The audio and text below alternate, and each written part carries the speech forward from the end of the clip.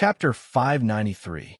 The next day, Feng Jiao and the others left on a flying ship under the Lin family's escort. The trip to the Yin Kingdom had broadened Old Man Gung's horizons. He was even more determined to cultivate and advance. After watching their flying ship leave and disappear into the clouds, the people from the Lin mansion then turned around and walked back into the mansion while chatting. "Father, I have something to say to you," Lin Qingji said after holding back for 2 days.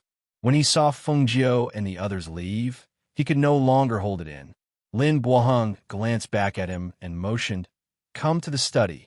With that, he walked inside. In the study, Lin Buoheng sat down and looked at his son, who followed him in. He said, "Speak. What is it?" "It's about Aunt's betrothal gifts." He sat down at the table and said, "I don't think those 100 bottles of medicine are what we think." "Those 100 bottles of medicine?" He looked at him and said, "Then what do you think they are?" "The Phoenix dynasty has just been established. Even if the Feng family was powerful, what kind of good medicine could they have in a place like a ninth-grade country?" He poured a cup of tea and drank it. He said, "However, whether the medicine is good or bad, it's their good intentions. We can't dislike it. Don't mention it again." When he heard this, he knew that his son had misunderstood him. He shook his head and said with a smile, "Father, it's not like that. I just think that the medicine is not simple. I'm afraid it's really a rare medicine." Lin Buoheng, who was drinking tea, glanced at him and asked calmly, "Why do you think so?" "Father, have you forgotten what you were investigating? Uncle Feng's granddaughter, Feng Jiao, is not a simple person. Moreover, how long has it been since Uncle Feng returned? He has entered the martial emperor realm so quickly. It can be seen that he has the help of medicine. The 100 bottles of medicine they sent proves this point." "You mean to say that they have a pharmacist?" He nodded. "Yes, and he's probably a high-rank pharmacist. That's why I thought those 100 bottles of medicine were not simple." Hearing this, Lin Buoheng was silent for a moment and said, "We don't have much contact with medicine. If we really want to know, I guess we can only take it to the pharmacist's guild for them to verify it." Just as he was speaking, the voice of the housekeeper came in from outside to report, "Patriarch, the patriarch and the others have returned." Hearing this, the father and son in the study were startled. They hurriedly got up and walked out. Lin Buoheng asked, "Where are we now?" "He's in the hall right now." As soon as the housekeeper finished speaking, Lin Buoheng and Lin Qingji had already walked toward the hall. Outside the courtyard, before they even entered the main hall, they could already hear the lively laughter inside. The two of them walked in and saw the two people sitting in the main seats. Lin Buoheng hurriedly bowed and respectfully bowed. "Father, mother, it's boss and he Qingji." The old lady, sitting on the main seat, looked to be in her 60s. She had a kind face and looked at her son and grandson with a smile. Qingji greets grandfather and grandmother. Lin Qingji respectfully knelt down and kowtowed to the two elders. All right. Get up. Qingji, come and let grandmother take a look at you.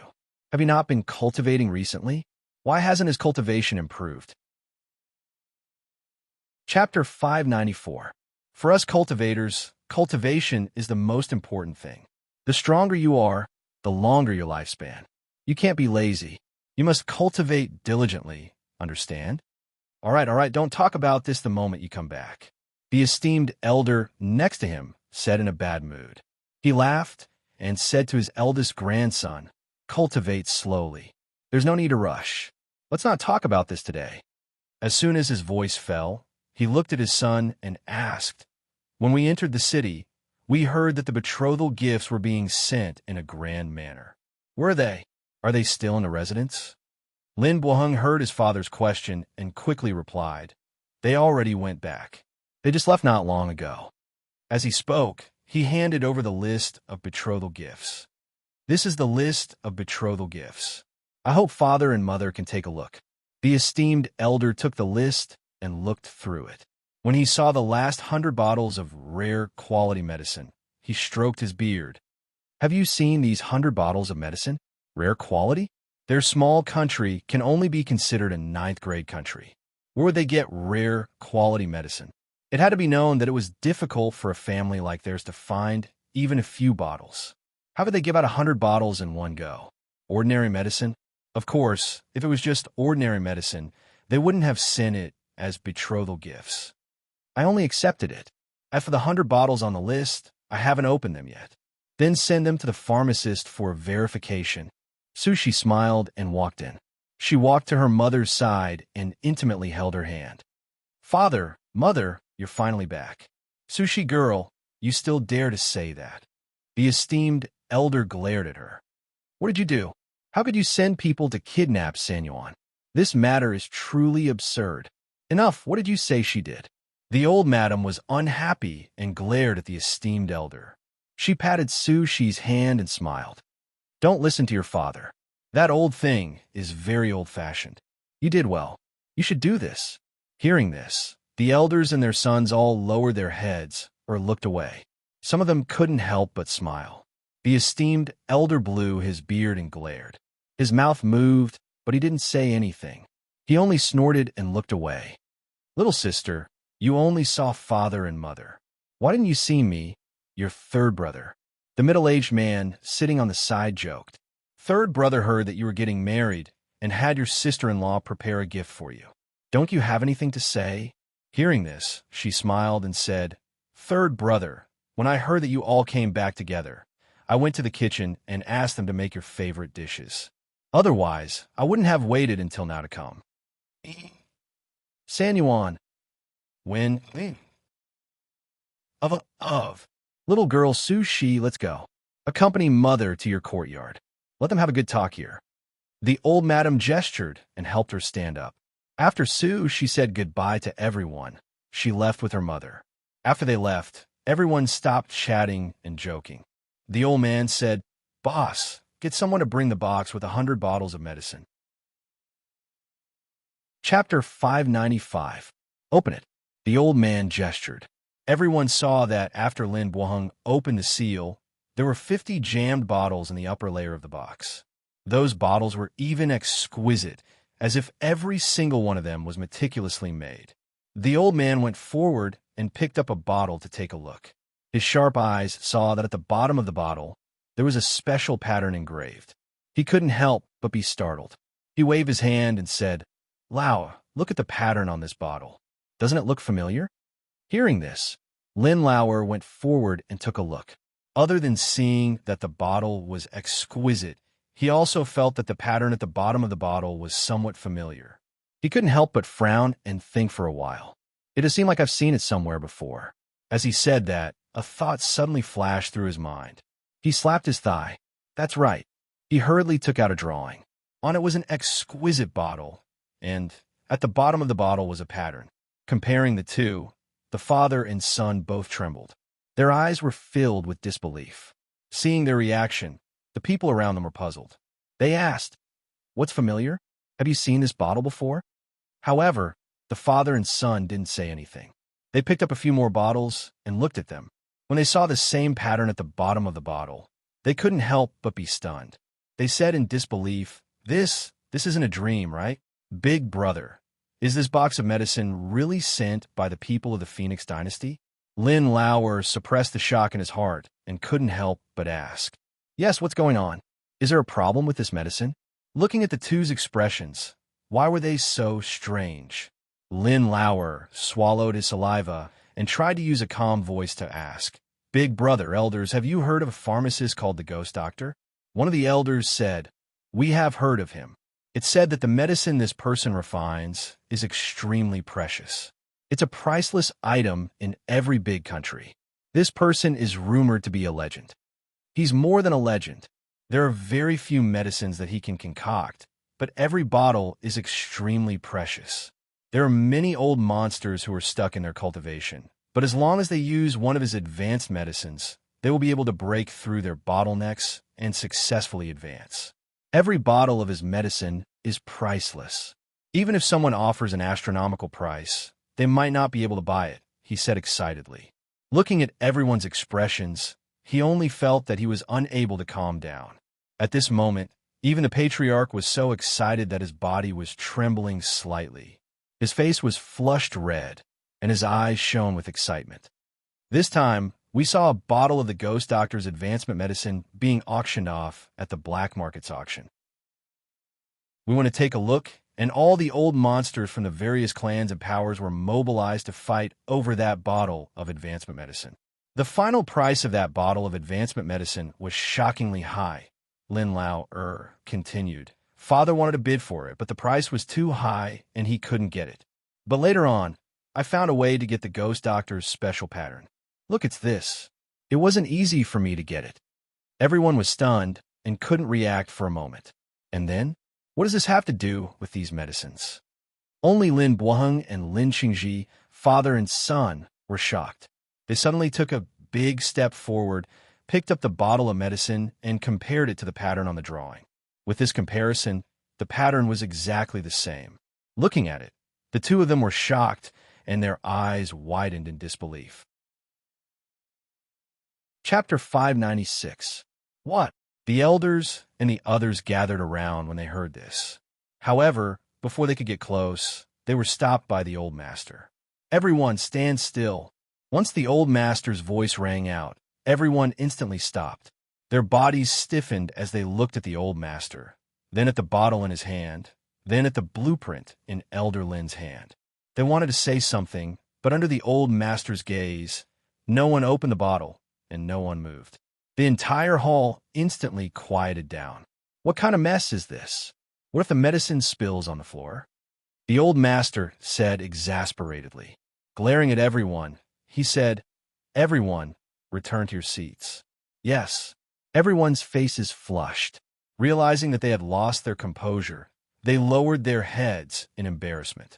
After replying one after another, they returned to their seats, each pair of eyes landing on the old master. Seeing that everyone had returned to their seats, the old master coughed lightly and said, "Although the bottle of this medicine is the same as the ghost doctor's special bottle, the medicine inside is not clear. After all, there are over 100 bottles of medicine here. If it really is the ghost doctor's medicine, then it really is no small matter." His voice paused, and his sharp gaze swept across everyone. Everyone here today heard it. Keep it to yourselves. Don't even mention it to your women and children. If this really is the ghost doctor's medicine, once the news gets out, it will bring disaster to our Lin family. However, as long as we use it well, this can be an opportunity for our Lin family to rise to the next level. Towards the end, his voice trembled slightly. Everyone looked at each other, nodded, and replied, "Yes, we know. We definitely won't leak it out." The old master nodded and asked, "Boss, when they sent the betrothal gifts, did they say what medicine it was?" Lin Buoheng shook his head a little shamefully. "I thought it was just a normal medicine, so I didn't care and didn't ask. The ghost doctor's medicine has many types, and each one is different.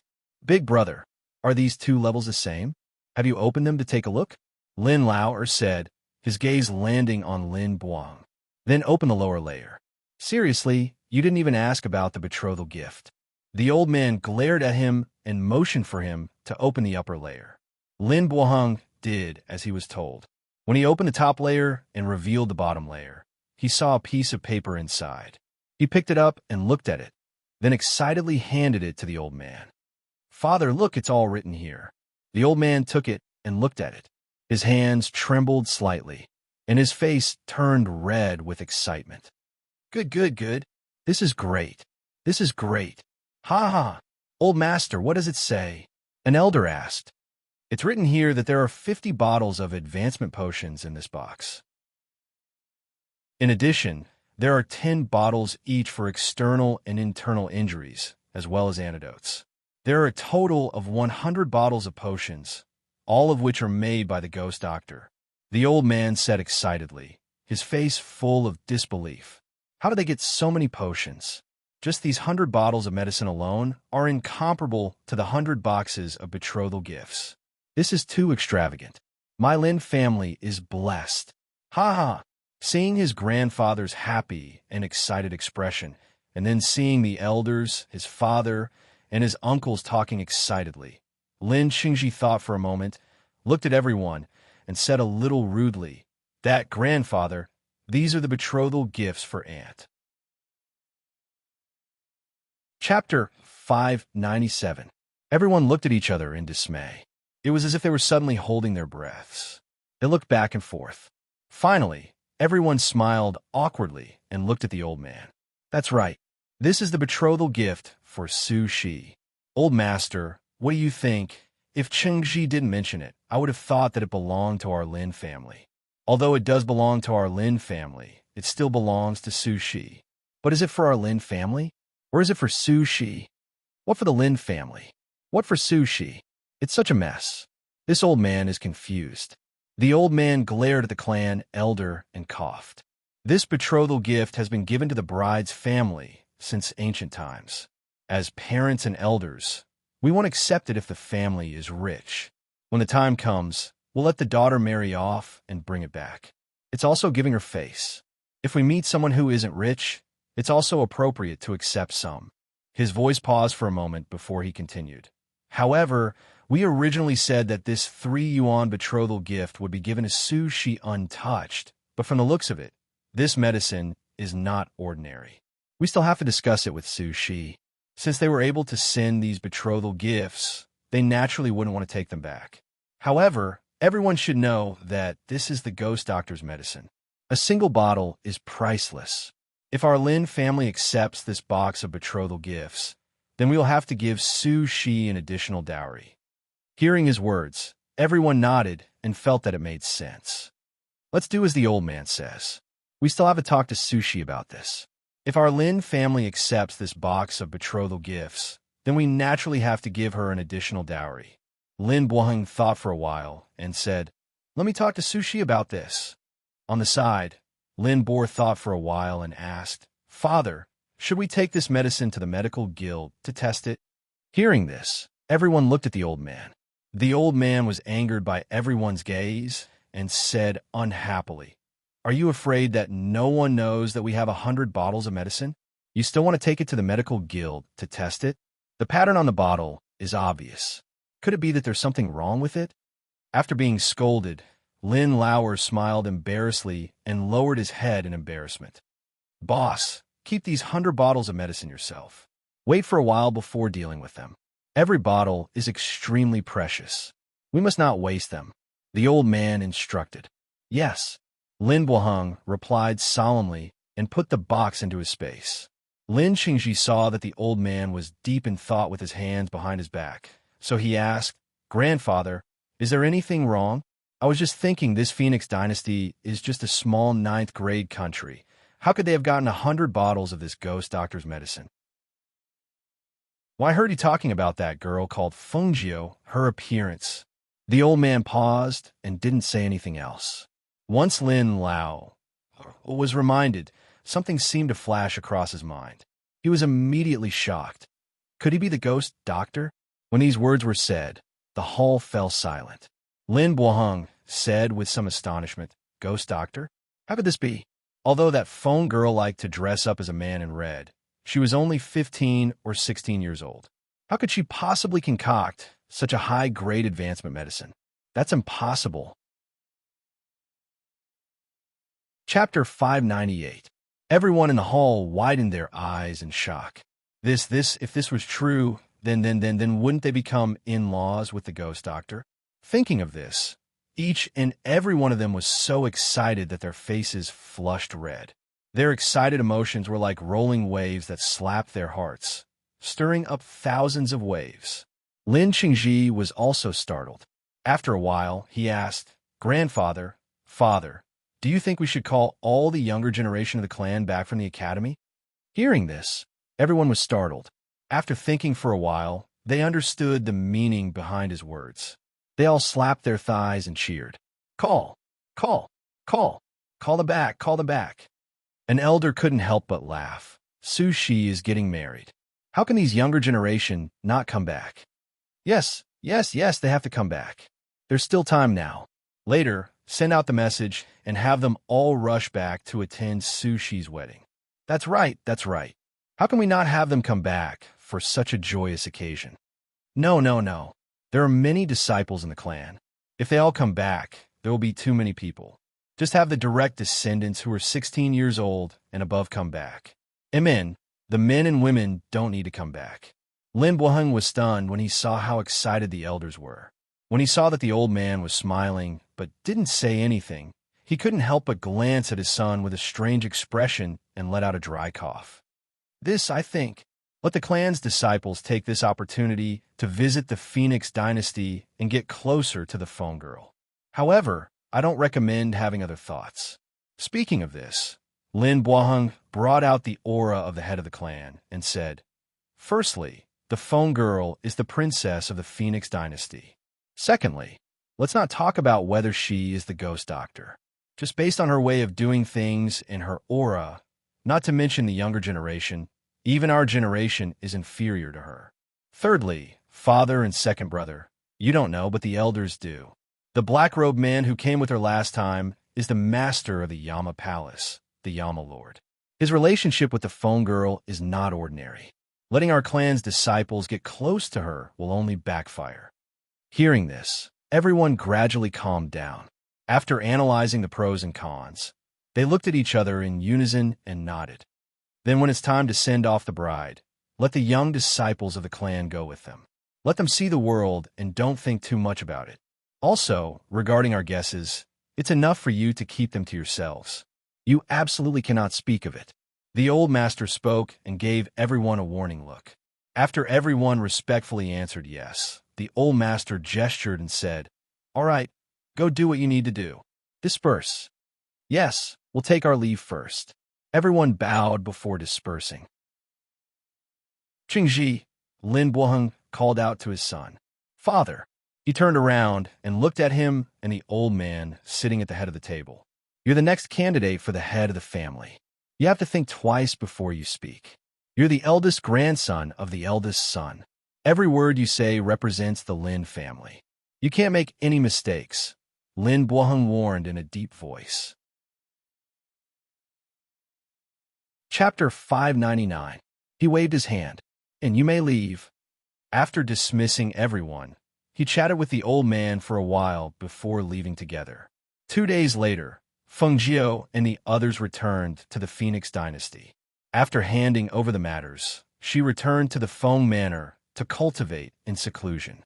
The matter of sending the betrothal gifts had been settled, so there was no need for her to do anything else. As for her grandfather, she had already prepared the medicine for him to advance to the next level. It all depended on what level his cultivation could reach. After taking care of their matters, she had to cultivate in seclusion as well. At that time, her grandfather's wedding ceremony would definitely be very lively. Before that, she had to raise her strength again. If she couldn't break through her spiritual power, then she would cultivate her profound power. She focused on cultivating in the space and didn't pay any attention to the outside world. During this period of time, the wedding invitations were sent to the kings of the surrounding 9 countries. Some of the clans in Yunhua City also received invitations. As the time drew closer, more and more people from the various countries arrived. Half a month before the wedding, the Lin family was led by Lin Buang. They personally sent his sister to a prepared residence in Yunhua City. Lin Sushi's brothers and a younger generation of the Lin family also accompanied them. They came in a flying ship. Everyone in the city knew that it was the Lin family for the retired emperor's wedding. Although they were curious, they couldn't peek. This was because there were several nascent soul cultivators accompanying them. Normal people couldn't get close to them. At the same time, in Feng Jiao's space, she, who was sitting cross-legged in cultivation, had already entered the realm of gazing itself. She had forgotten the time and place, and had even forgotten her grandfather's big day. At this moment, her entire body was filled with a strong, profound energy aura, and it was circulating in circles around her body. She originally had a profound spiritual body. After her meridians were opened, her cultivation speed was much faster than others. In addition, she had the space that contained the spiritual energy of heaven and earth as a place to cultivate. With the help of medicine, her cultivation speed was naturally extraordinary. Recently, she had been concentrating on cultivating in the space. Her profound power level was also very fast. Now, she had already reached the initial stage of the martial ancestor realm. Even so, she didn't plan to stop. She wanted to break through the martial ancestor realm and enter the martial emperor realm. However, ever since she had entered the martial ancestor realm, the speed of her cultivation had clearly slowed down. It was as if there was an invisible force obstructing her, preventing her from advancing any further. Because of this, she had drunk a bottle of medicine. However, she had only managed to reach the peak of the martial ancestor realm. She could not cross the final threshold, no matter what. Thus, she stopped cultivating her profound energy and started to meditate and practice martial techniques. She repeatedly practiced various martial techniques in her mind until she seemed to have fallen into a state of exhaustion and was unable to continue meditating. Only then did she stop. She exhaled softly, retracted her aura, and slowly opened her eyes. The moment she opened her eyes, the aura around her seemed to have changed again. It was an extremely subtle change that only the little fire phoenix, who had been sitting not far away and staring at her while eating ginseng, noticed. "Here's one for you to replenish your vitality." A tender voice sounded. A ginseng was thrown to her. Chapter 600. I can't eat an entire ginseng of this. Keep it for yourself. As she chewed on the ginseng, she remembered that she had been in here for a long time and hurriedly got up. I have to go out in case they can't find me. As she spoke, she looked at little Fire Phoenix, who was sitting there with only a doo-doo and eating a ginseng. It was obvious that he had gained a lot of weight recently. She asked, "Do you want to go out? I think it's better if you go out with me. Look at you. You stay here all day and don't cultivate. You eat ginseng every day and you become white and fat. If you continue to stay here, you might become as fat as a ball the next time I come in." Hearing this, little Fire Phoenix instinctively lowered his head to look at himself. "How am I fat? I don't see it." As he spoke, he pulled out another ginseng from behind him and took a bite, eating it with relish. The corner of Fengjiu's mouth twitched. She helplessly walked forward and picked him up. The soft little child felt so good to the touch that she couldn't help but smile. "Although you're a little chubby, who asked you to be so cute? Let's go. I'll take you out to play. Don't stay here all day." Little Fire Phoenix, who originally didn't want to go out, heard her praise, and his little lips curled up. "All right then, since you wanted to go out so much, I'll go out and take a look." Little brat. She chuckled and patted his chubby little butt, causing him to blush and glare at her. "I want to change my clothes. I'll go out after changing my clothes." In the end, little Fire Phoenix, who had changed his clothes, was brought out by Fengjiu. When she appeared in the room, she let little Fire Phoenix play in the residence by himself.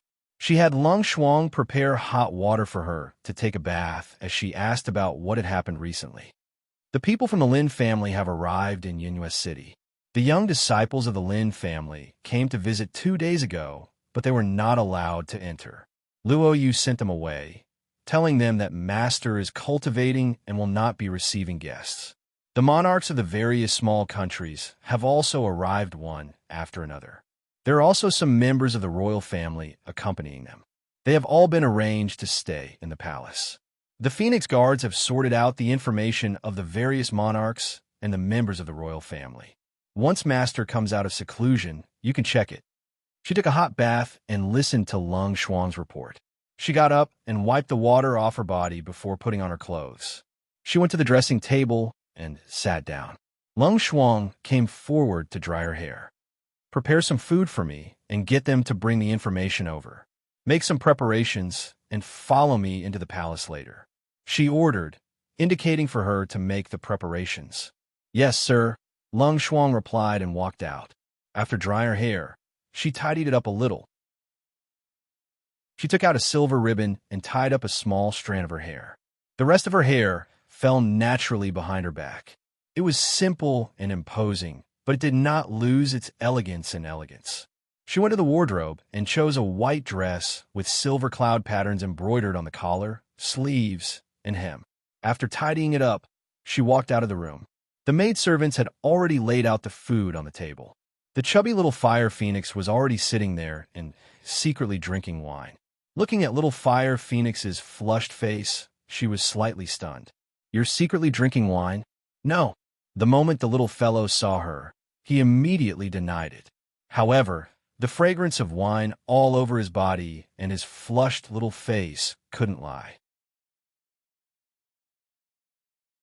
Chapter 601. The little guy didn't think much of it. He was of the fire attribute, and the wine was strong. The ginseng was also an item that could replenish vitality. Even if the two of them were added together, it wouldn't be a problem for him. At most, the flames in his body would only increase a little. Mistress, this is the information. Lang Shuang walked out and placed the things in front of her. After glancing at the little fire phoenix, he stood to the side. Feng Jiu ate while flipping through the information. Other than the person's information, there was also a portrait of the person in the information. Thus, she could tell at a glance who the person in the information was. The meal took about 2 hours. After she finished flipping through the information, she passed it to Lang Shuang and asked, "Is the carriage ready? Call them up, and let's enter the palace together." "It's ready. They're waiting outside the residence." She replied and pulled the little fire phoenix with one hand as they walked out. When Luo Yu and the others saw the little fire phoenix outside, their expressions changed slightly. They had seen this child once before. He had suddenly appeared and disappeared. They didn't expect him to appear in the residence again. "Greetings, mistress." The 8 of them returned to their senses and respectfully bowed. Feng Jiu glanced at them and ordered, "After entering the palace, you will receive the Wind Palm Guards. Lead each small team and patrol the palace. During this time, don't let any accidents happen." "Yes." The few of them replied and watched as she brought the child who had obviously gained a lot of weight into the carriage. Only then did they follow the carriage to the palace. At this time, in the imperial palace, the monarchs of the surrounding small countries and their accompanying princes were all staying in the palace. They could move freely in the palace. Therefore, the young princes could often be seen gathering in some rockery, pavilions, or flower forests. Drinking tea, tasting wine, admiring flowers, and chatting about beauties were the things that these princes talked about the most when they got together. But recently, they talked about the princess of the Phoenix dynasty, Fengqinga, more often. "I heard that the princess of the Phoenix dynasty has a beauty that can topple cities, and her elegance is unparalleled. It's just a pity that she doesn't usually live in the palace, but in the Feng manor. We've been in the palace for a few days, but we haven't seen this princess even once. I really want to know, is she really as beautiful as the rumors say? According to what I know, not only is she peerlessly beautiful, her methods and aura are also extraordinary. Before she became a princess, she dared to reject the marriage proposal of the Qing Tang Kingdom's crown prince. Such courage is not something that ordinary girls possess. After coming here, I really want to meet this princess called Fengqinga," a well-dressed man casually said as he played with the cup in his hand. That pair of feminine eyes flashed with a wolf-like sharp light. A trace of interest flashed across his eyes, and an interested expression appeared on his face. "That's right, I really want to meet her. However, there's no need to rush. On the day of the Phoenix dynasty's retired emperor's wedding, she will definitely appear." The other prince also said. Compared to the feminine prince, this prince was more of a strength type. Not to mention his appearance, just his sturdy body gave people a feeling that he had a lot of explosive power. "Since there's nothing to do in the palace, why don't we go out and play together?" One of the princes looked at the others and suggested. Chapter 602. I didn't think that there would be such a beauty in the palace. "Look, that girl is really beautiful." He gestured for everyone to look. Everyone followed his line of sight and saw a woman in white walking slowly not far away. Her white robe fluttered in the wind, and her figure was exquisite. What attracted their attention the most was her beautiful face. It was truly a peerless beauty that could topple cities. Even the princes who were used to seeing beauties couldn't help but have their eyes light up. A stunning light flashed in their eyes. This girl's temperament is outstanding. Her clothes are simple but elegant. Her face is beautiful. She's probably Fengqinga. The feminine prince sized up Fengjiu not far away and made his judgment. When everyone heard this, they had different expressions. "She's the princess of the Phoenix dynasty. With such beauty, it's no wonder that even the crown prince of Qingting fell in love at first sight. She's so beautiful that people can't take their eyes off her. Just now, you said that you didn't have a chance to see her. Now that she has appeared, it's really fate. Since that's the case, why don't we invite her over for a gathering? She's the host, so she naturally can't neglect us guests. What do you all think? The young but scarier prince asked with a smile. His gaze was fixed on Fengjiu, not far away. When everyone heard this, their eyes lit up. Of course that's good. It's our honor to have such a beautiful princess accompany us, isn't it? As they spoke, they all smiled and walked over. They planned to block Fengjiu's path and invite her to the pavilion. Fengjiu held onto Little Fire Phoenix and walked into the palace. Behind her was the black-clothed Lung Shuang, while Luo Yu and the rest went to the Phoenix Guards. Those people keep staring at you. Little Fire held onto Fengjiu with one hand and followed beside her with his short legs. He looked at those people with displeasure. They should be the princes from the neighboring countries. Don't worry about them. She didn't even look in their direction and continued walking. She planned to enter the palace to see how her grandfather's cultivation was going. She didn't plan to waste time with those people. But they're coming. As Little Fire Phoenix spoke, his eyes darted around. No one knew what he was thinking. Just as he finished speaking, the 7 or 8 men came in front of her and blocked her path. This must be the princess of the Phoenix dynasty. I didn't expect to see her so soon.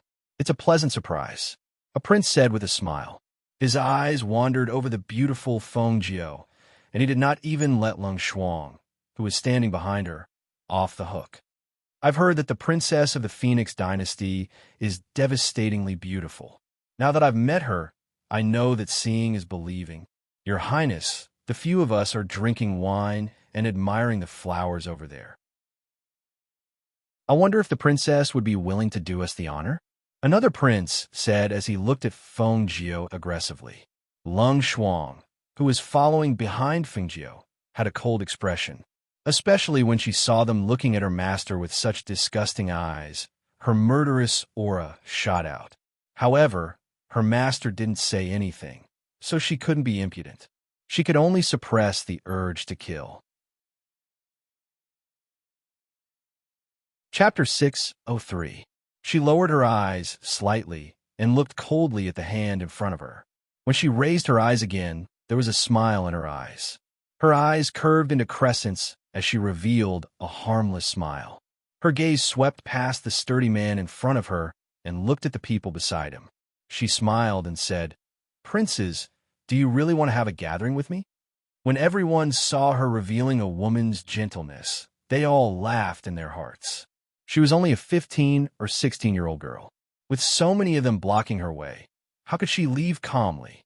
At that moment, someone laughed and said, "Princess is the host. No matter what, you should be the host, right?"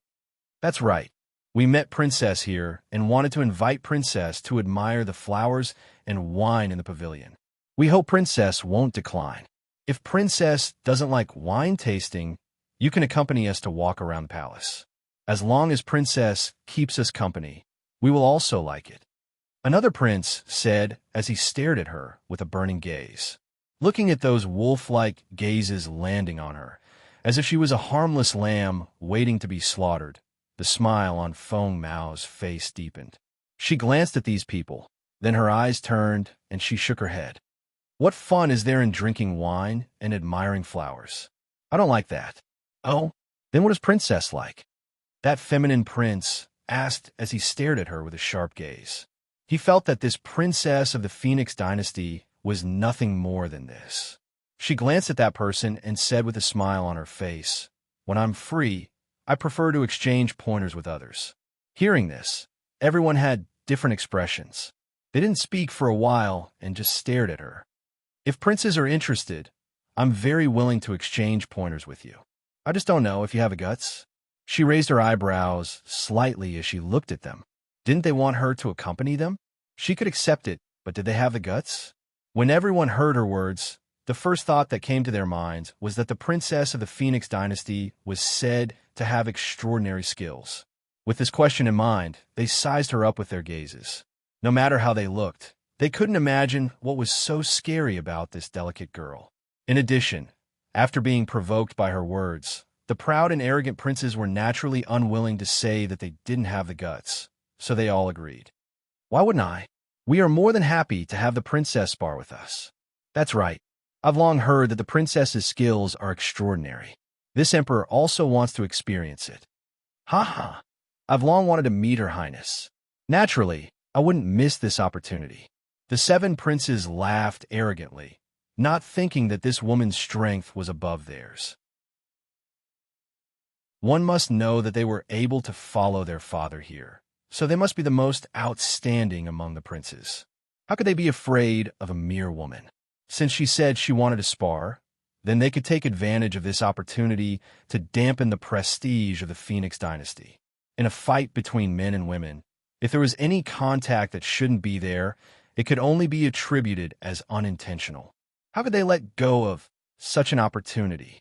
However, just as their hearts were filled with excitement and anticipation, they saw the beautiful woman frown slightly. A trace of distress appeared on her face as she shook her head. Chapter 604. Forget it? What do you mean, forget it? Just when they were looking forward to exchanging blows with her, they heard her say, forget it. How could she forget it? Everyone fell silent as they stared at her in astonishment. Their mouths were so wide open that you could stuff an entire duck egg into them, especially when they saw the look of hesitation on her face, as well as the look of victory on her face. It made them even angrier. Little Fire Phoenix, who was being held by Fengjiu, rolled her eyes. She knew this woman was going to trick them. Exchanging blows with her? These idiots in front of her really want to beat her up.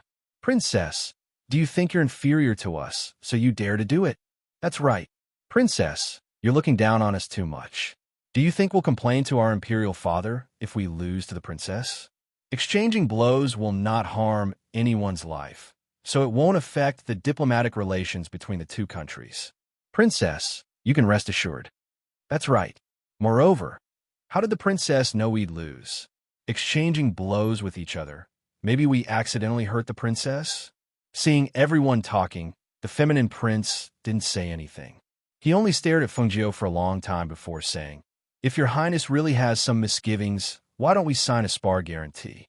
Whether it's the princess or us, we'll be exchanging blows of our own free will. Even if we accidentally injure each other, we won't pursue the matter. How about it? This little emperor thinks this is a good idea. That's right. This little emperor also agrees. That's right. Sign the guarantee. This will save us a lot of trouble. Hearing everyone's agreement, they all stared at her, waiting for her to speak. Fengjiu smiled, revealing a harmless and pure smile. Of course, this way, this princess won't have to worry. Just as she finished speaking, Long Shuang had already taken out a brush, ink, paper, and inkstone from his space and held it in front of Fengjiu with both hands. Fengjiu picked up her brush and wrote down the rules of the competition in a flamboyant manner. Both parties were willing to participate in the competition. If there was any accidental injury, there would be no investigation, and it would not damage the diplomatic relations between the two countries. Finally, she signed the 3 words Feng Qingge and signaled for the others to sign as well. Everyone stepped forward and took a look at it one by one. Thinking that it was feasible, they signed their names one after another. After Fengjiu put away the paper, a smile appeared on his face. After glancing at them, he led them to the martial arts field. At this moment, the 7 or 8 princes were filled with excitement and anticipation. They wanted to take advantage of her during the sparring and show off their might. But they didn't know that they had already fallen into the trap that Fengjiu had dug for them. Due to the gathering of people from various countries in the palace, the Phoenix Guards and Protectors increased their patrols. In the past, there would be many people training here, so the training field was empty. Seeing that there were only a dozen or so protectors around the training field, the feminine prince looked at Fengjiu and asked, how does the princess want to spar? Fengjiu glanced at him and signaled for the little Fire Phoenix to stay by Long Shuang's side and not run around. She then walked up to the competition field and stood on the stage looking down at the princes below with a smile. This princess still has matters to attend to and doesn't have time to delay for too long. It's quite time-consuming to have all of you come here one by one. How about this? All of you come together. It's simple, convenient, and fast. Hearing this, the 7 or 8 princes below were furious. 1 against 8? She really dared to say that. Chapter 605.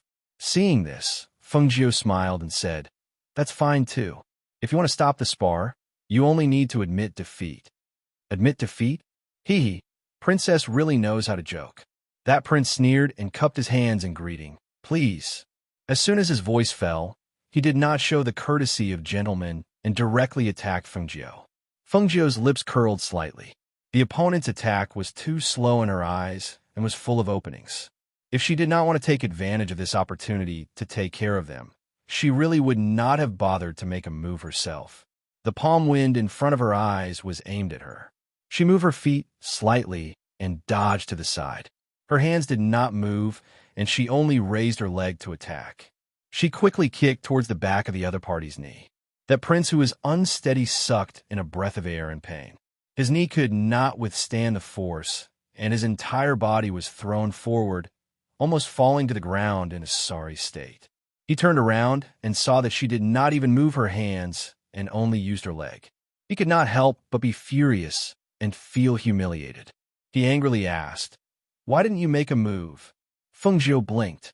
Her face was full of good intentions, but the words she said made him tremble in anger. This consort only needs to make a move with her leg. If this consort makes a move, I'm afraid that the prince will not be able to withstand it. His anger continued to rise. He no longer treated her as a girl. Circulating the profound energy in his palm, he suddenly rushed forward and sent a fierce palm strike towards her neck. Unexpectedly, Fengjiu raised her leg and kicked. Her foot was filled with profound energy, and although it seemed weak, it contained a hidden force. The kick struck the area between his thumb and forefinger. His hand went numb, and the profound energy in his palm was instantly dissolved. He only saw her fly out and send out a spinning kick. Pung, pung, pung, pung, pung, pung. Several kicks landed on his body. Hiss! He cried out in pain. He lost his balance and staggered backwards. When the people below saw this, their expressions slightly changed. Another person jumped up. "I'll take on Her Highness the Princess." As soon as his voice fell, the prince who had leapt into the air swept out with his leg. It was a kick that could sweep away 1,000 soldiers. However, when Fengjiu's kick hit an acupuncture point on his inner thigh, an unbearable numbness attacked him, and he immediately fell to the ground in a sorry state. His legs were tightly clamped together, and he wanted to reach out and rub that sore, numb place, but because it was close to his crotch, he didn't want to be rude in front of others, so he forcefully endured it. For a moment, he could only be seen twisting left and right, secretly gasping for air, and even his expression became strange. "Your Highness, are you all right?" Fengjiu asked kindly with a face full of concern. After some thought, she added, "Actually, I didn't use much strength in that kick. It shouldn't hurt that much." That prince's face was red as he held his breath. He could not even speak. It didn't hurt, but the numbness was as if millions of ants were gnawing on him. The numbness seeped into his bones, causing goosebumps to rise all over his body. It was simply more unbearable than the sharp pain. Seeing that the 2 people who went up on the stage were defeated in one move, the faces of the people below were a bit ugly. They only felt that the strength of the 2 princes was too weak. They couldn't even take that kind of move. It was simply a disgrace to them. The remaining people looked at each other and continued. "Princess is indeed skilled. In order to prevent us from ending up like those 2 princes, we won't be polite." As soon as their voices fell, they jumped onto the stage and stood around Fengjiu, trapping her in the middle. Chapter 606. Hearing this, Fengjiu smiled and swept her gaze across them. "All right, if I can't win, I'll definitely admit defeat. But you guys have to be careful." As soon as she finished speaking, her figure flashed out and her palm struck towards a prince in front of her. Her speed was so fast that the prince didn't even have time to dodge and was hit in the eye. Bang! Hiss! That prince sucked in a breath of cold air and suddenly retreated after being hit by that fist. The pain from his eye made him unable to open his eyes, and he only felt a burning pain. Such fast skills. We won't hold back then. A person's voice rang out, and several figures instantly attacked Fengjiu. The attacks came from all directions, and every move was ruthless. They didn't plan to leave any leeway. They only wanted to teach this arrogant princess of the Phoenix dynasty a lesson. However, the corners of Fengjiu's mouth curled up when she saw them make a move. She circulated the profound energy aura on her body, and her speed was several times faster than before. Her white figure flitted past them, and one could faintly hear the sound of fists landing on the ground, accompanied by miserable cries of pain. Hiss! Amen! My eyes! Hearing the painful cries from the stage, the guards guarding the martial arts field quietly turned their heads to look at the stage. When they saw 7 or 8 people attacking their princess on the stage, they all shook their heads inwardly. That was their Phoenix dynasty's princess, the master of the Phoenix Guards. Not to mention that there were only 7 or 8 people besieging her. They had seen more than 10 people besieging her and not injuring her at all. On the contrary, everyone was ruthlessly taught a lesson in the end. Those princes were really bold. They wanted to fight with their master and didn't even ask around. They were really asking for a lesson. Watching the scene on the stage, below the stage, little Fire Phoenix fished out a ginseng from his bosom and asked while biting it, "Do you think they'll lose a layer of skin?" Long Shuang slightly lowered his head and glanced at him. "Even if they don't die, they'll lose a layer of skin." If it weren't for the fact that they were the princes of other countries who had come to attend the old master's marriage, just the fact that they dared to stare at their master with such impudent eyes was enough for them to die 100 times. Yeah, I think so too. Moreover, I was beaten up for nothing. The little fellow nodded and looked at those people sympathetically. He felt that these people were so stupid that he was speechless. How could such a person be a prince of a country? It was obvious that no matter how much their country wanted to develop, it was impossible. The two of them watched from below. In less than half an incense stick's worth of time, they saw a few people with bruised noses and swollen faces. Their faces were filled with fear, and when they opened their mouths to shout out the word "I," they were sent flying by a punch, interrupting their words of surrender. Yes, with a pained grunt, the prince covered his mouth and stared in shock at the innocent-looking Fengjiu. He opened his mouth, but was unable to say anything for a long time. He looked at the people beside him and saw that they were all bruised and swollen, with bruises around their eyes. Some of them even held their stomachs and retreated to the side. Seeing this scene, the prince swallowed his saliva and stretched out his hand. "I admit defeat." Chapter 607.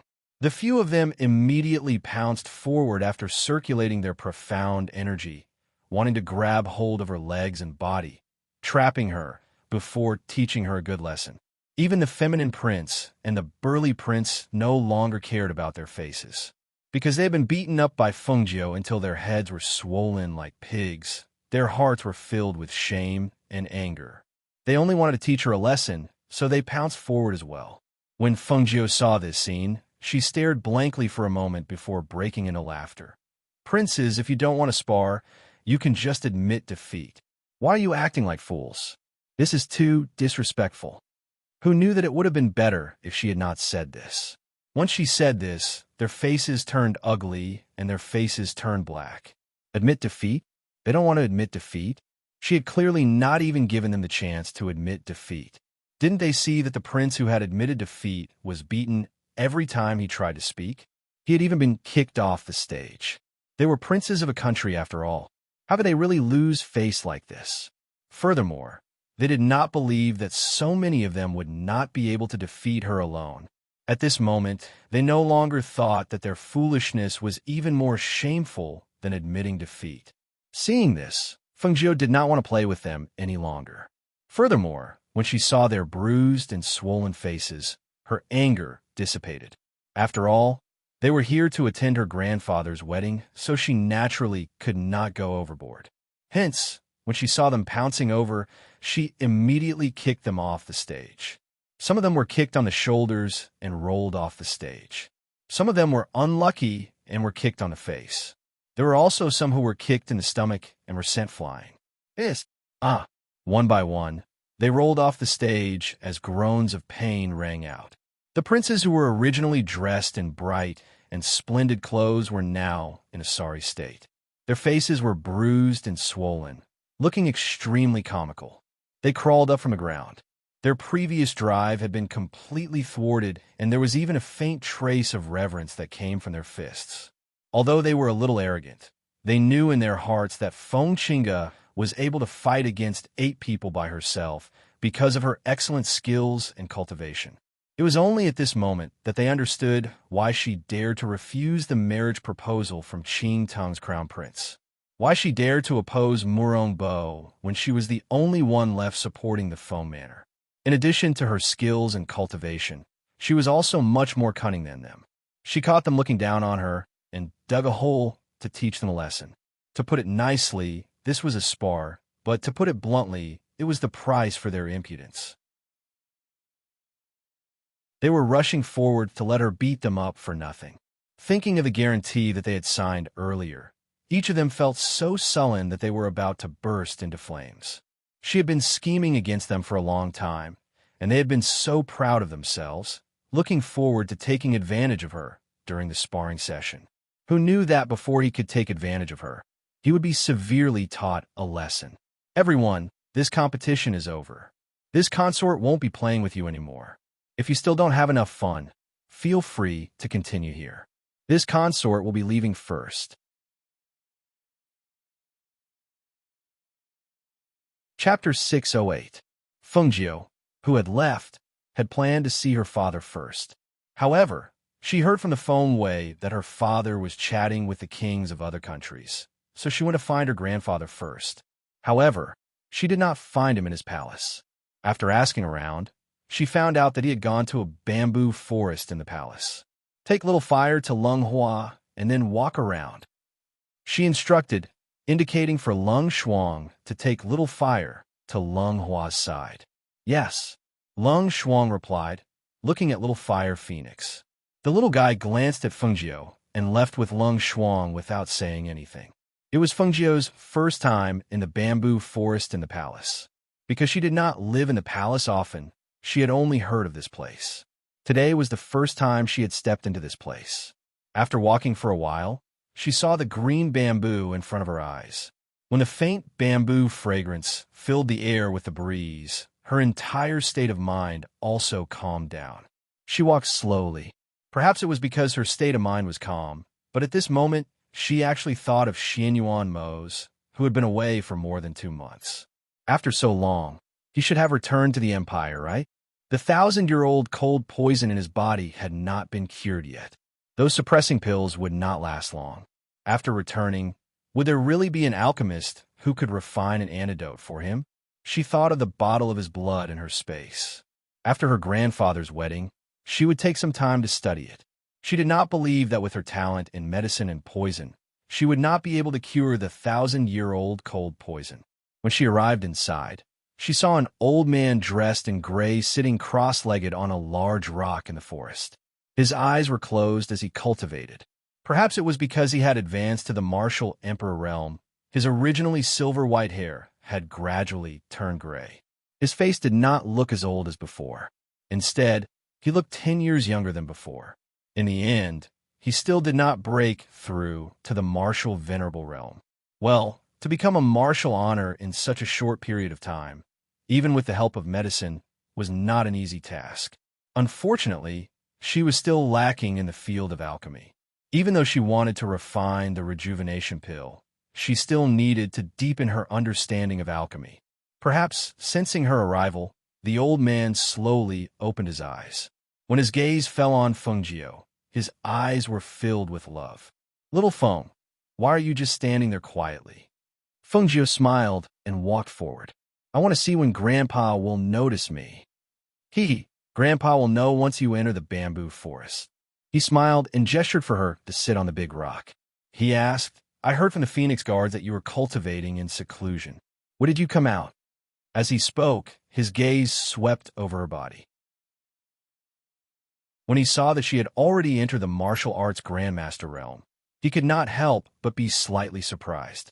You're already a martial arts grandmaster? To be able to become a martial arts grandmaster in such a short time, her talent was truly astonishing. Fengjiu smiled and nodded. She came to his side and sat down. She did not hide her cultivation, so he could naturally see it. However, he could only see the cultivation of her dark force. He could not see the cultivation of her spiritual chi. I wanted to break through to the martial arts grandmaster realm, but I was stuck here. So, I didn't cultivate. I planned to wait until later. She smiled and looked at him curiously. Grandpa, when Aunt Sushi came here, did you secretly go and take a look? Chapter 609. Under his granddaughter's gaze, the old man revealed an embarrassed smile and could only say, I haven't secretly gone to take a look. I only went to find Big Brother to drink a few cups of wine. All right, I won't tease grandfather anymore. She couldn't help but gently smile as she said, I came today to see how grandfather's preparations were going. Seeing that you're in good condition today, I'm relieved. Grandfather is doing well, don't worry. The old man smiled as he looked at her. His heart was filled with joy. After all, he never thought that he would marry again at this age. In 2 days, grandfather's big day will be. These two shouldn't cultivate and should rest well. She warned, worried that he would cultivate too much and be too busy before the wedding, causing his body to not be able to take it. I know. Grandfather knows. He narrowed his eyes as he nodded. As if he thought of something, he said, That's right, phone lass. The Lin family seems to have guessed your identity as the ghost doctor. If it wasn't for Big Brother mentioning it that day, grandfather wouldn't have known that you added 100 bottles of medicine to the betrothal gifts. The betrothal gifts were all arranged by them. His son didn't tell him, and he didn't ask. After all, he had told him not to be disrespectful, but he never thought that the betrothal gifts would be so generous that it would shock him. Especially those 100 bottles of medicine. With Feng Lass's ghost doctor name, every bottle of medicine she refined was priceless, but she had refined 100 bottles in such a short time as a betrothal gift. When he found out about this, other than being shocked, he was also moved. She had already arranged everything and gave him enough face. How could he not be moved as a grandfather? Hearing this, Fengjiu revealed a smile. Grandfather is getting married, so your granddaughter should also give gift. I don't have anything else, but this medicine, I can refine it. You. He shook his head and looked at her lovingly and dotingly. Other people's treasures were hard to come by, but she could casually refine them. If people knew that the famous ghost doctor was his granddaughter, this threshold would be flattened by people who wanted to propose marriage. Fengjiu chatted with him for a while and told him about how she had just met those princes and took the opportunity to teach them a lesson, which made the old man laugh heartily. In the end, seeing that it was getting late, she left first to find her father. However, no one expected that the princes, who were covered in injuries, would be summoned by their father before they could even return to their residences. In Feng Zhao's palace, all the monarchs gathered together. More than a dozen monarchs of small ninth-rank countries came as well. After chatting for a while, they said that they wanted to call their sons to come and pay a visit. In fact, it was just a gathering for the princes of the various countries to see who was the most outstanding among them. Some of these princes were gathered together, while others were not. Thus, other than the 8 who had been beaten up by Fengjiu, there were 6 or 7 who had been cultivating in their own rooms. When those 6 or 7 came to pay their respects, they sat behind their father. Each of them was dressed luxuriously and had an outstanding temperament. However, just as everyone was talking and laughing, a guard reported that the other princes had also arrived. Everyone in the main hall smiled and looked towards the door. Feng Xiao, who was sitting at the main seat, smiled and ordered for them to be quickly invited in. Chapter 610. What's going on? One of the monarchs stood up furiously and glared at his son who walked in. To be able to bring his son to the Phoenix dynasty, he must be the most outstanding among his many sons. He originally wanted to show everyone his son's bearing and elegance, but who would have thought that he would come in with a swollen face? What's going on with you all? Could it be that someone dares to lay a hand on you in the Phoenix dynasty's palace? Another monarch also spoke in a deep voice. The moment he released his aura, the entire hall felt the atmosphere solidify. When the others heard that monarch's words, they did not speak again. They only looked at their son with a swollen face and suppressed the anger in their hearts. They had really lost all face. Only a few of the monarchs had smiles on their faces. After their dignified gazes swept past the 8 people, they continued to sip their tea. They did not need to care. The one who was humiliated was not their son. In comparison, the princes of the other countries were nothing more than this. The princes sitting behind their father also had a look of surprise in their eyes. After being in the palace for a few days, they had met these people before, but they did not want to be in the same group as them. They did not expect to see all of them with swollen faces today. They were really curious. How did they end up with such injuries on their faces? It was too unsightly. At this moment, the 8 princes who walked in did not feel good either. Their faces were burning, but they did not know if it was due to embarrassment or pain. When they heard their father's summons, they even specially went back to change their clothes before coming. Otherwise, they would look even more miserable now. However, after losing face in front of the monarchs and princes of the other countries, they were a little embarrassed to meet others. Thinking that they had signed a guarantee, they could only swallow this matter in their stomachs. Otherwise, if they knew that the injuries on their faces were caused by the princess of the Phoenix dynasty, they would probably be even more embarrassed to meet others. It was originally 8 against 1, but they still lost in the end. They lost so badly that they could not even raise their heads. After exchanging glances with each other, the few of them bowed to the various monarchs in unison. Only then did the effeminate prince speak. "It's like this. The few of us gathered together and had nothing to do, so we wanted to spar a little. However, we didn't expect that we would go overboard and end up with injuries all over our faces. We really shouldn't have made Imperial Father and the various monarchs worry." Hearing this, the others hurriedly stepped forward and said, Yes, we shouldn't have done that. It was just a spar, but we didn't expect to be so heavy-handed. We didn't expect it to be like this." Hearing this, everyone in the hall had different expressions. To be able to become the ruler of a country, they were naturally all shrewd people. Their words could only deceive others. It would be strange if they believed them. However, was there such a person in the palace who could teach them a lesson and make them help cover it up and not dare to say it out loud? They did not expect it. However, Feng Xiao, who was sitting on the main seat, glanced at the princes and coughed lightly. He took a sip of tea and covered the smile on his lips before speaking. Sparring is beneficial for the improvement of one's strength. In the past, the princes lived in their own countries, and it was extremely difficult for them to meet. To have this opportunity to spar, you will definitely benefit a lot. Hearing this, the 8 of them lowered their heads slightly and responded vaguely. Chapter 611. With the announcement of the princess's arrival, everyone in the hall turned to look. The princess of the Phoenix dynasty could be considered a legendary figure.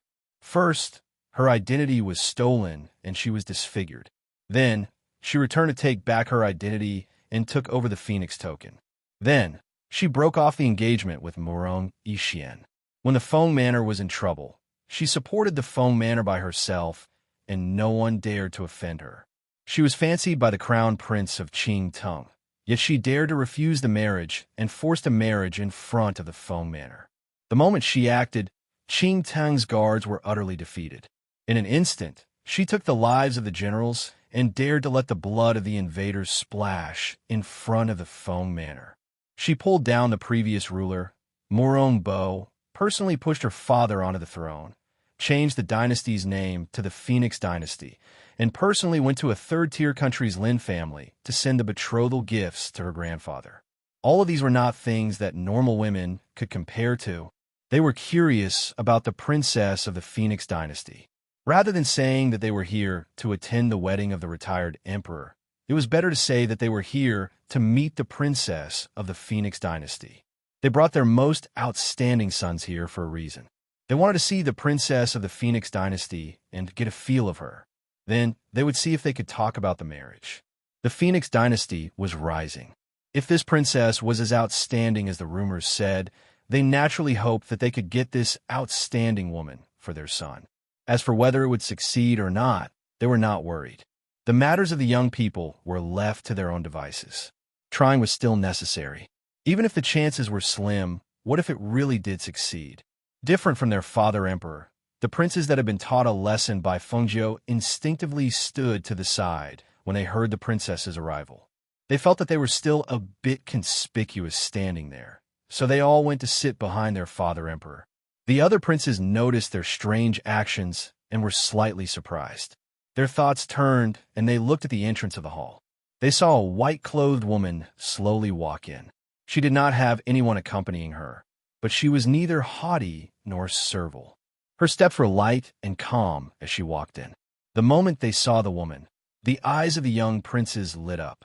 Her peerless beauty was one thing, but the most important thing was the incomparably noble aura she exuded.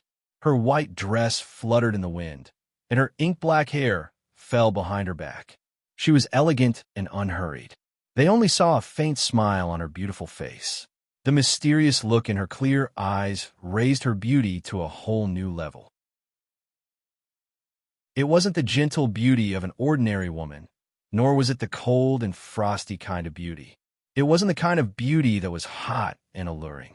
The space between her brows emitted a dazzling expression like the blazing sun, and there was a trace of laziness in her expression.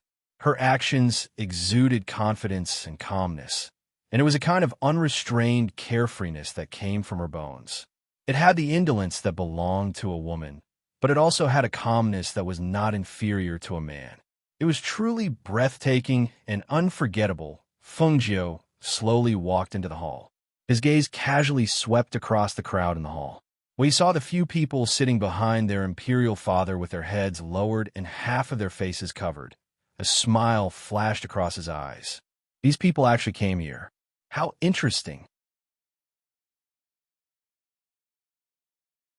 Chapter 6:12. The various monarchs sized her up, and the smiles on their faces deepened. Even their tones became gentler, no longer as cold and stern as when they were lecturing their sons. Hee, I've long heard that your highness is outstanding. Seeing you today, I realize that the rumors are not even a tenth of the truth. That's right, reaching the martial ancestor realm at the age of 16. Such talent is truly rare. Compared to your highness, us princes are really too unremarkable. The various monarchs laughed as they spoke. The moment they saw Fengjiu, they had already decided that no matter what, they had to build a good relationship with the Phoenix dynasty. With such a talented and outstanding daughter, in addition to Feng Xiao himself, Old Master Feng, and the Lin family of a third-rate powerful country, how could they still be on bad terms with the Phoenix dynasty? And when their imperial father said that Fengjiu was a martial ancestor realm cultivator, the 8 princes who had their heads lowered, not daring to let Fengjiu see them, suddenly raised their heads. They were stunned and angrily glared at the elegant and beautiful woman, their hearts filled with anger. She was actually a martial ancestor realm cultivator. How could she be a martial ancestor realm cultivator?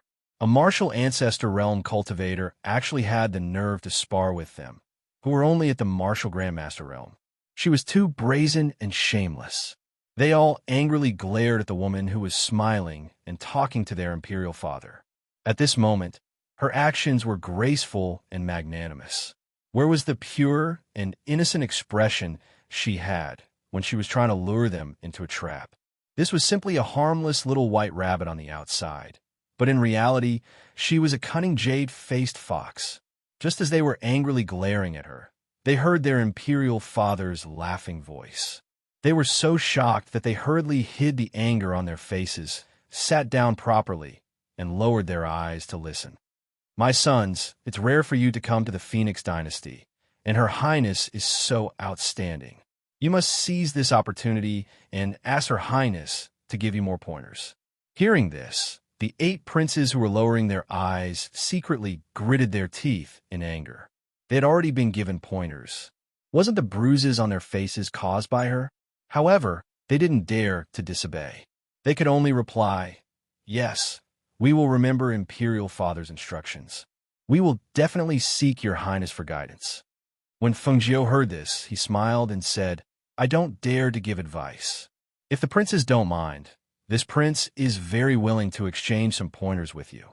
When she mentioned the word spar, her smiling eyes fell on those people. There was a smile in her eyes that only they could understand. "Ha, good, good, good." With the princess's words, we can rest assured. All the monarchs laughed heartily. From their point of view, they could exchange pointers with Fengjiu. Firstly, they could receive her guidance. Secondly, they could get closer to her. There were only benefits and no disadvantages. Only the 8 princes could not help but touch their faces after hearing her words. They felt that the wounds on their faces were hurting again. After a while, the crowd dispersed, leaving only the father and daughter pair in the main hall. Feng Xiao looked at her with a smile and said, "How did those people offend you? You've actually taught them a lesson to the point where it's hard for people not to notice them."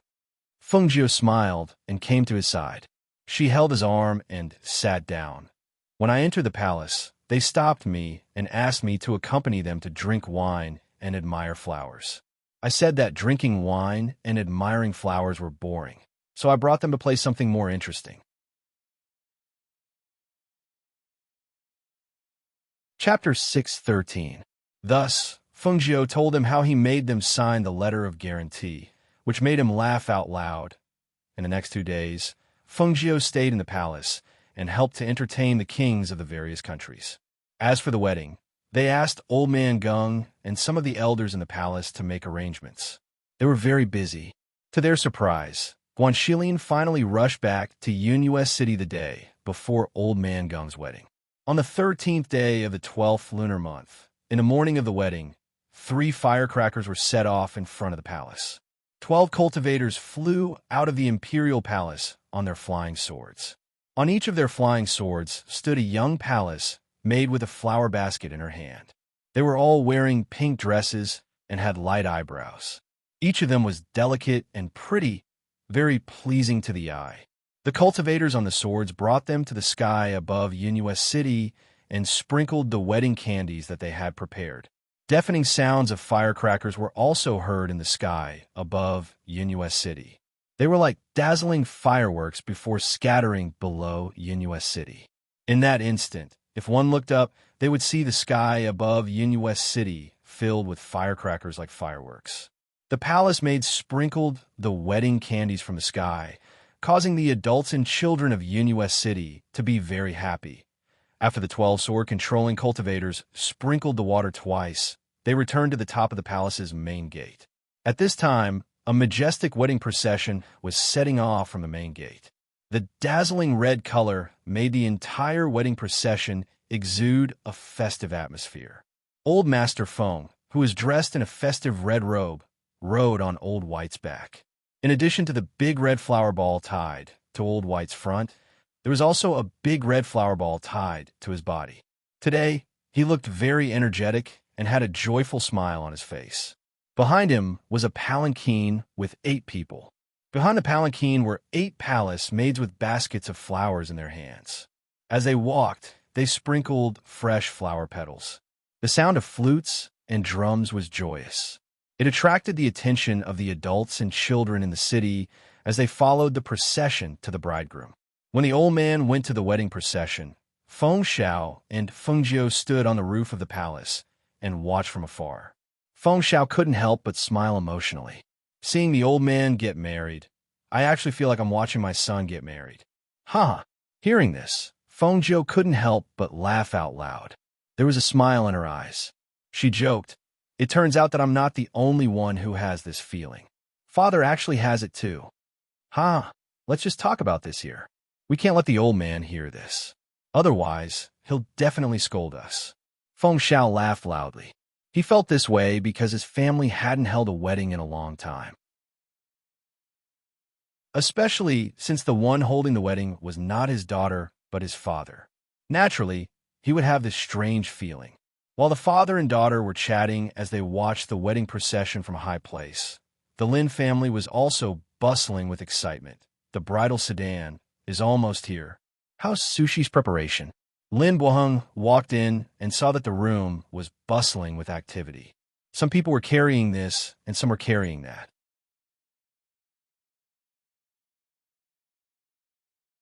Chapter 614. Amidst the tension, the sound of a sedan chair arriving came from outside. Thus, Lin Bohung came to Sushi's side. Sushi, San Yuan is here to pick you up. Big brother will send you to the sedan chair. Thank you, big brother. Under the bridal veil, Sushi was as beautiful as a flower, as she softly said. Lin Bohung bent down, carried her on his back, and personally sent her to the sedan chair. After a series of ceremonies, the wedding procession majestically went to the palace after picking up the bride. The Lin family also went to send the bride off and went to the palace together. The commoners in the city followed them all the way until they arrived at the palace gates. They watched as the Emperor Emeritus dismounted from his horse, personally kicked open the sedan chair door, and led the bride into the palace. It wasn't until the newlyweds' figures disappeared that everyone reluctantly left. Because the wedding procession circled around the city, it wasn't early anymore. However, they calculated the auspicious time and arrived at the Lin family's residence to pick up the bride. Then, they brought her back to the palace. After this, it was already past noon. When the newlyweds entered the palace, paid their respects to the Feng family's ancestors, and were sent to the bridal chamber, the wedding banquet outside had already begun.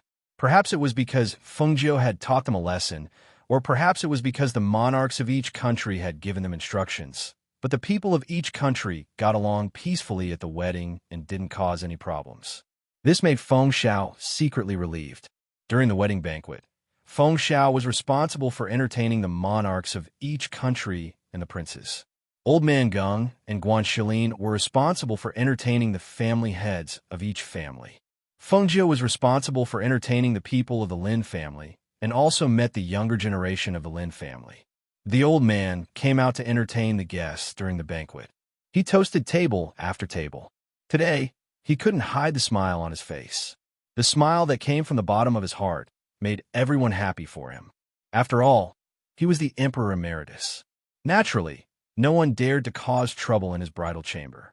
Thus, after toasting everyone, the old man left first. Everyone drank until late at night before going their separate ways. That night, after the hosts, Feng Xiao and Fengjiu, sent everyone off, the father and daughter looked at each other and smiled. Fengjiu looked at her grandfather's palace and smiled slyly. Father, they've all left. Do you think we should go and mess around in grandfather's new room? Upon hearing this, Feng Xiao was slightly stunned. Then, he couldn't help but laugh. Go back and rest. Don't make trouble. Otherwise, you'll scare your grandfather and the others. As he spoke, he yawned and said, I've been busy the whole day. I'm going back to rest first. You should hurry back too. As he spoke, he left without waiting for her reply. His footsteps were slightly quick, as if he was afraid that she would say something that he could not answer. Looking at her father's fleeing figure, she turned her gaze and rubbed her chin, muttering to herself, Will he be scared? Sigh, forget it. Tonight is Grandpa's big night. I better not go and cause trouble. She chuckled and then turned to return to the palace. The next day, around 7 a.m., Feng Xiao and Fengjiu came to the main hall to serve tea to the old man and Sushi. This was a cup of tea that acknowledged her as part of their family. It was a cup of tea to the elders. Father, mother, please drink tea. Feng Xiao respectfully served tea to the two of them. He felt a bit awkward when he called out his mother. After all, the person he called mother looked like his daughter. One could imagine how sullen it was. Chapter 615. The old man and Sushi looked at each other with a smile on their faces. After drinking his tea, Sushi gave him a gift. Then Fengjiu served them tea and also received the gift that Sushi had prepared for her. The few of them chatted for a while in the palace before Feng Xiao left first. Because today all the kings of the various countries were leaving, he had to make arrangements to send them off. Feng Jiu stayed behind to chat for a while and then left. Because after her grandfather's wedding, she planned to go to the Peach Blossom Cove to cultivate in seclusion and wait for the enrollment day of the Six-Star Academy.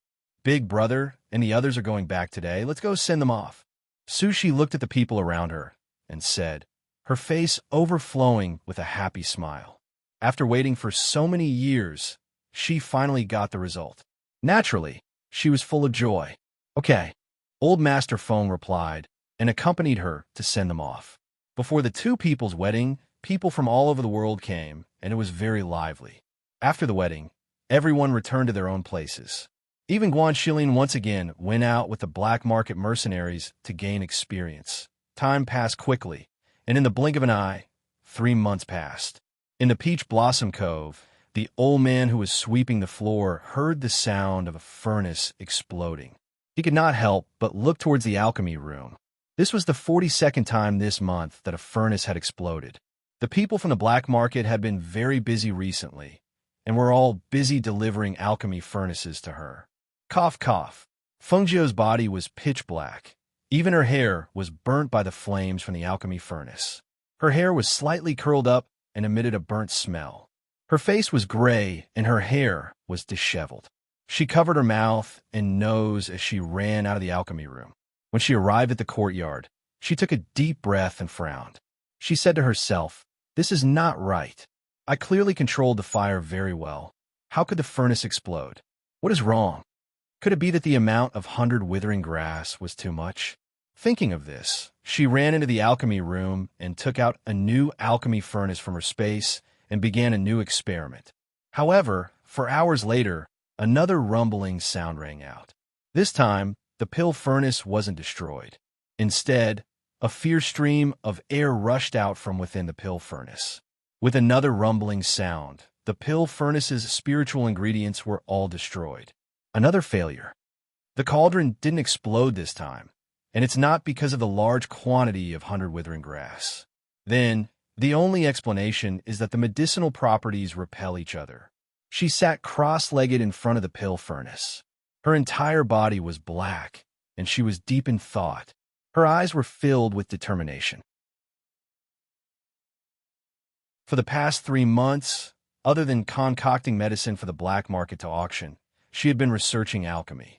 However, she hadn't expected that she would be unable to refine a level 3 life essence pill, even though she had already refined a spirit herb that could trigger heavenly lightning. She couldn't help but wonder if she had really been lucky when she had refined the pill. I don't believe it. Her eyes were resolute as she tried again.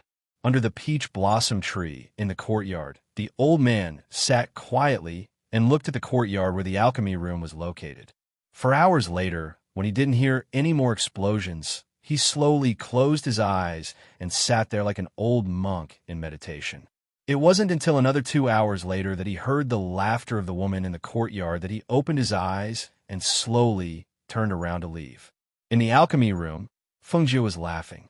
He was happy that after failing dozens of times, he had finally succeeded in refining the life essence pill.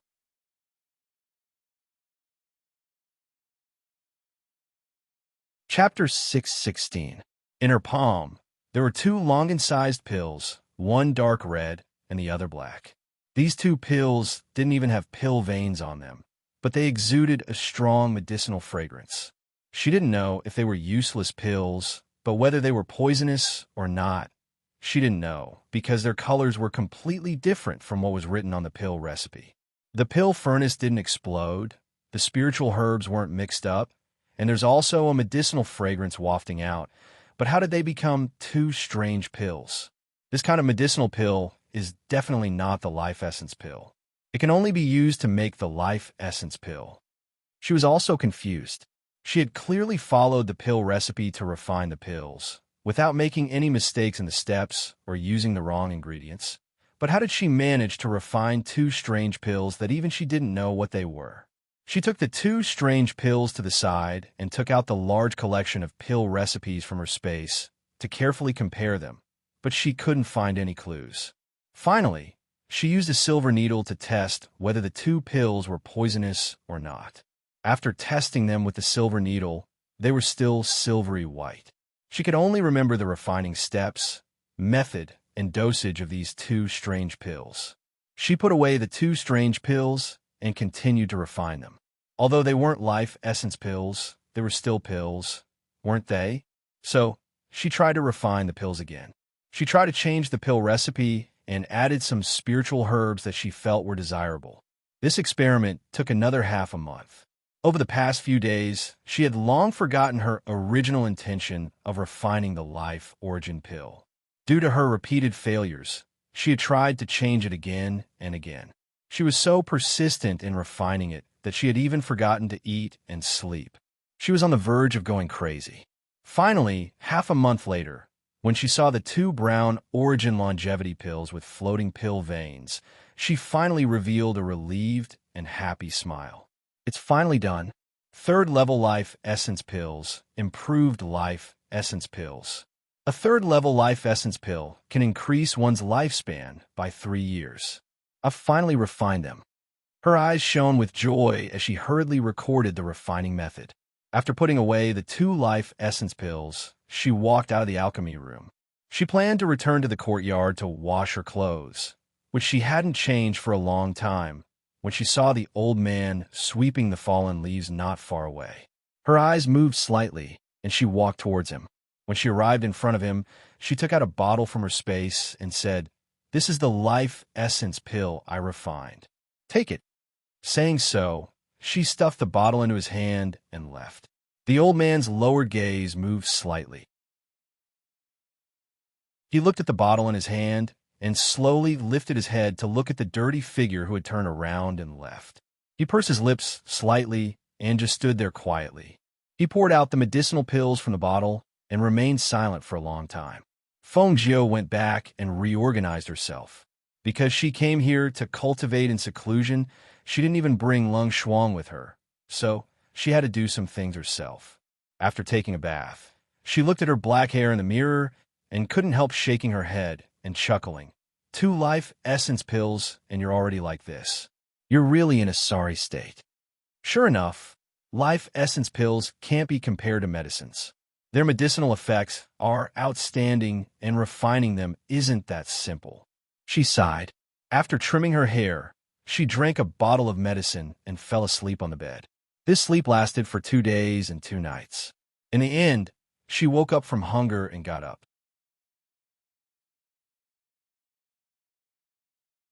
Chapter 617. The old man glanced at her and returned to the kitchen. Not long after, he came out with a bowl of porridge and placed it in front of her. At the same time, he moved the small dot in front of her and continued to eat without saying anything. Feng Jiu was slightly surprised when she saw this. She walked forward and sat down. Looking at the bowl of porridge in front of her, there was a green lotus seed in the middle and it emitted a lotus fragrance. For me, the old man did not reply.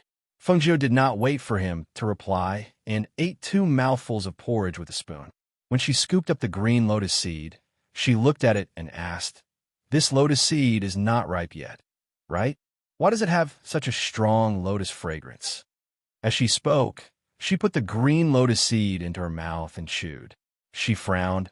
It is indeed not ripe, and it is very hard to chew it open. She chewed a few times in her mouth, but she really could not chew it open. However, the lotus seed's fragrance was really strong. Hence, she smiled and said, "It's really fragrant. If you can't chew it open, just swallow it. Don't waste it." Hearing this, the old man looked up and saw her swallow the lotus seed. His eyes moved slightly, and he continued to eat the porridge in front of him without saying anything. Feng Jiu scooped around in the porridge and asked, "Why is there only 1 lotus seed?" Although the lotus seed was hard to chew, there was only 1 in this bowl of porridge. Wasn't that too little? She still wanted to eat a few more. The old man's hand that was scooping the porridge paused. He did not raise his head and said, "1 is enough." As he spoke, he finished the porridge and tidied up the things in front of him. He turned and went into the kitchen.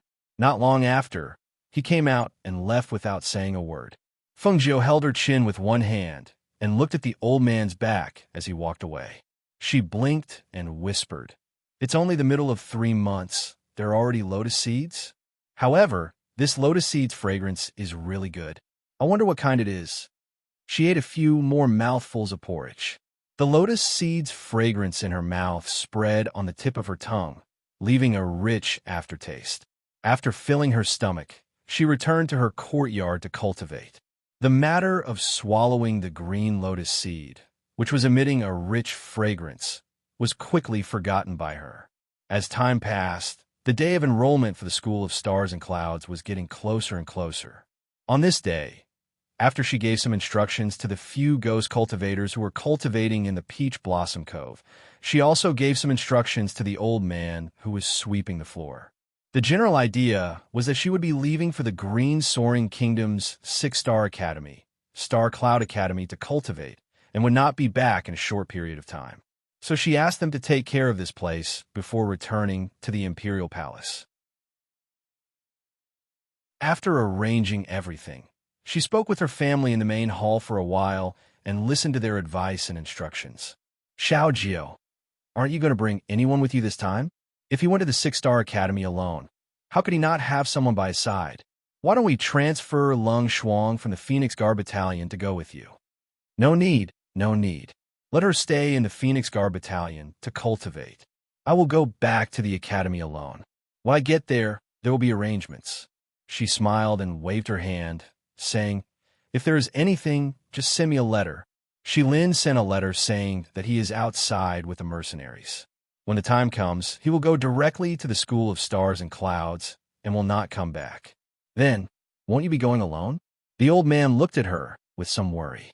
Although her strength was outstanding, but the people in the School of Stars and Clouds were all elite disciples from different countries.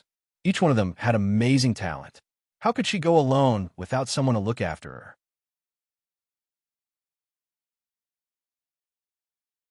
Chapter 618.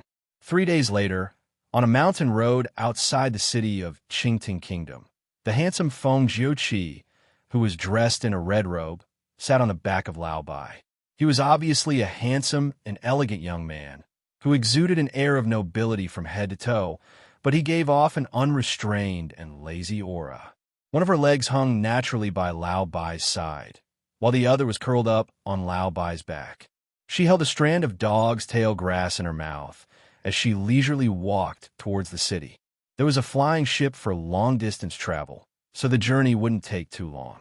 After bidding farewell to her family, she once again set foot on the territory of Qingting Kingdom.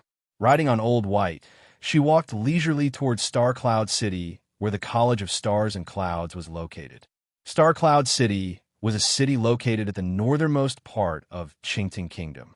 Behind it was the most dangerous place in Qingting Kingdom, the Black Sand Forest.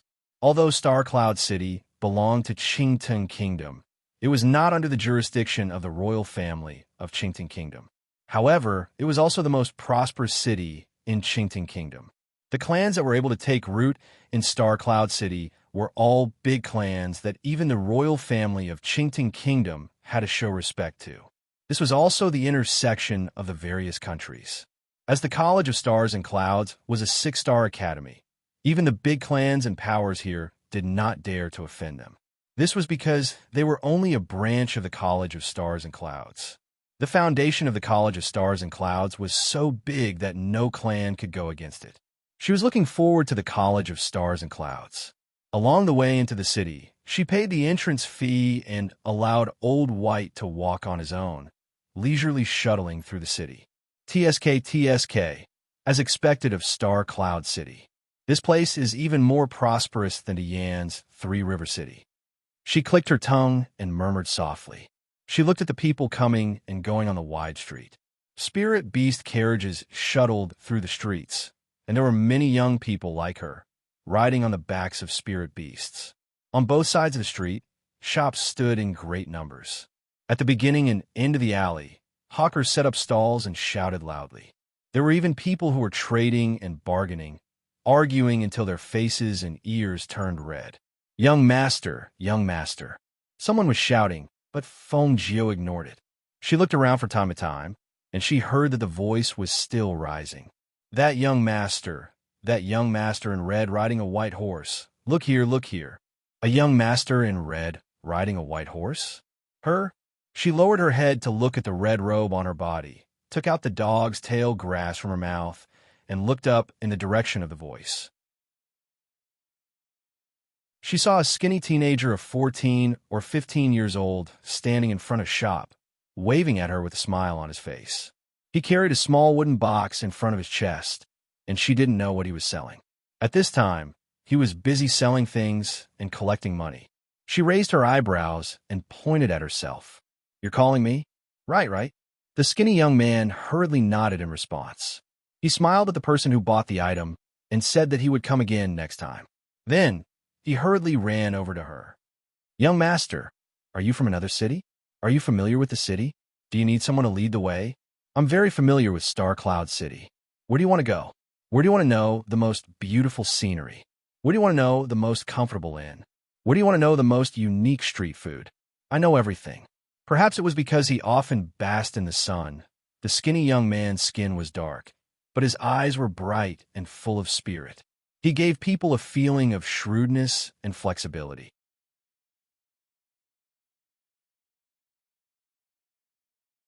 Chapter 619. Hearing this, the young man grinned under the sunlight, revealing a mouthful of white teeth. "Not much. 10 silver coins is enough." Thus, Fengjiu took out 10 silver coins and handed it to him, then followed the young man around Star Cloud City. The young man led the old horse as he explained some things about Star Cloud City, including which family's master was the most powerful in the city and should not be provoked, which family's young master was the most outstanding, and which family's young master was the most beautiful. Star Cloud City gathers the most of all places, and it is divided into 4 major cities: East, West, North, and South. The East has the black market, the West has the pharmacist guild, the South has the largest auction house, and the North has the mercenary guild. Young master, in Star Cloud City, other than those aristocratic families, you must not provoke these 4 powers either. As the young man spoke, he occasionally turned back to look at the red-robed young man sitting on the horse. He saw that the red-robed young man was playing with the dog's tail grass in his hand, looking around curiously. It was unknown if the red-robed young man was listening to him. Seeing this, he continued, "If we're talking about the inns to stay in, then Star Cloud City is..."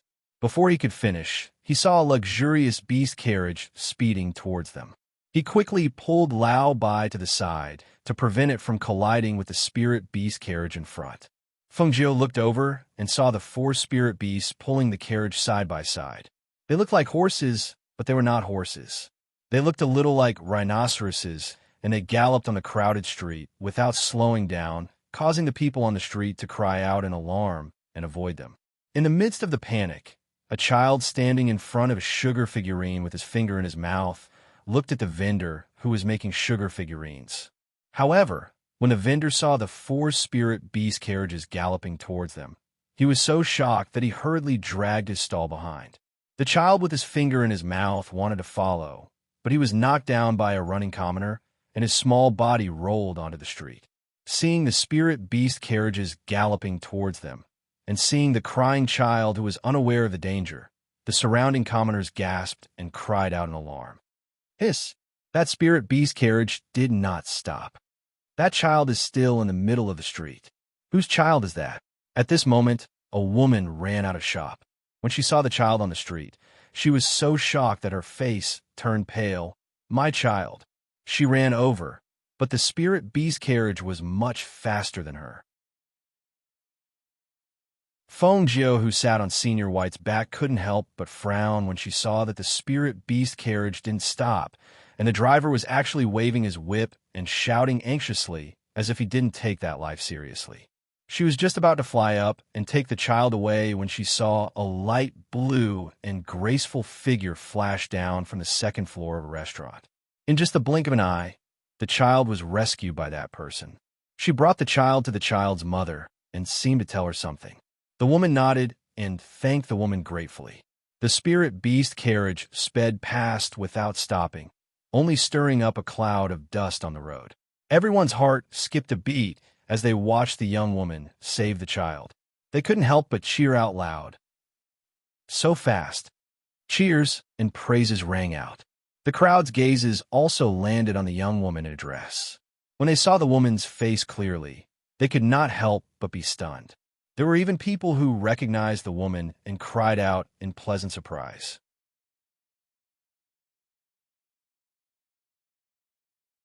Chapter 620. At this moment, a beautiful woman in a white dress quickly walked down from the restaurant. She walked up to Yi Jing worriedly and complained, "Ah Jing, you scared me to death. How could you just jump down from the second floor like that?" That beast carriage was moving so fast, and there were 4 beasts traveling together.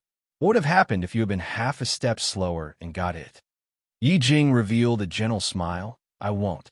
I saw that I could save him. That's why I jumped down from the second floor. I know what I'm doing and won't hurt him.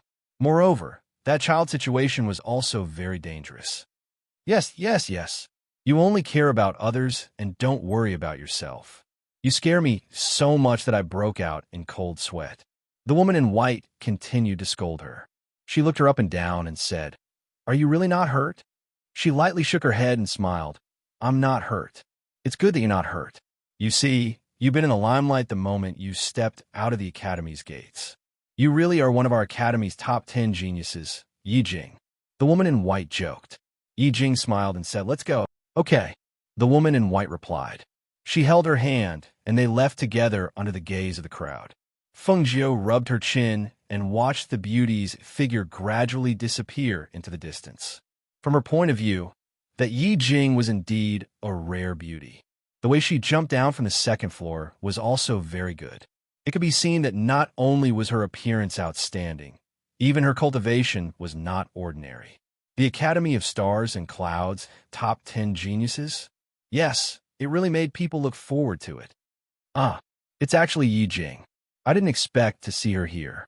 She's my goddess. The tanned youth who was holding White's hand excitedly looked at the beauty who was already far away. Because of his excitement, he didn't even realize that the rope was loosened. Feng Jiu also didn't notice. Looking at the tanned youth's excited expression, she couldn't help but laugh. Just as she was about to use the green foxtail in her hand to call him back to reality, she saw White's nose snort out 2 breaths. It excitedly kicked its hooves and actually started a chase after the beauty Yi Jing. "White, what are you doing?" Feng Jiu's face was filled with astonishment. She was originally sitting with one leg bent when Lao Bai galloped wildly, and she almost fell off the horse's back. Fortunately, she hurriedly adjusted her sitting position and clamped her legs tightly around Lao Bai's abdomen. Even so, under Lao Bai's mad galloping, she could only rely on her legs clamped tightly around Lao Bai's abdomen to stabilize herself. She was almost thrown off several times. "Old Bai, stop!" As she drank, the horse's rope fell in front of her, and she couldn't grab it with her hands. Moreover, Lao Bai was excitedly jumping and twisting the horse's hips. No matter how she shouted, it wouldn't stop. She was sitting on Lao Bai, who was jumping and twisting all over the place, and but hurt. Just as she was bending down slightly to try and grab the rope, she saw Lao Bai, who was running wildly, suddenly stop. It didn't matter if it stopped, but at the same time, the force and momentum of its running caused her to fall forward fiercely. When Yi Jing and the white-clothed woman heard the commotion behind them, they stopped and turned around to look. But when they looked, the 2 of them couldn't help but be startled. They saw that the white horse was still jumping and twisting its hips as it ran. The red-clothed youth sitting on the horse's back was shaken to the point that he swayed and almost fell off a few times.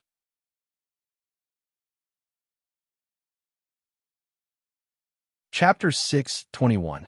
Yi Jing stared in astonishment at the young man in red who was flung away. She couldn't react in time and only felt her mind go blank. Her body instinctively retreated step by step in an attempt to avoid him. However, she didn't know why she stepped on her skirt while retreating. She lost her balance and fell backwards. Before she could stabilize her body, she was violently knocked to the ground by the young man in red who had pounced on her. "Ah!" 2 muffled groans could be heard from the surrounding crowd. In an instant, the surrounding crowd was stunned. They stared in astonishment at the young man in red who had pushed Yi Jing to the ground. Feng Jiu was flung away, but he didn't feel the pain of falling to the ground. Beneath him, there was something soft, and there was a faint fragrance of a woman.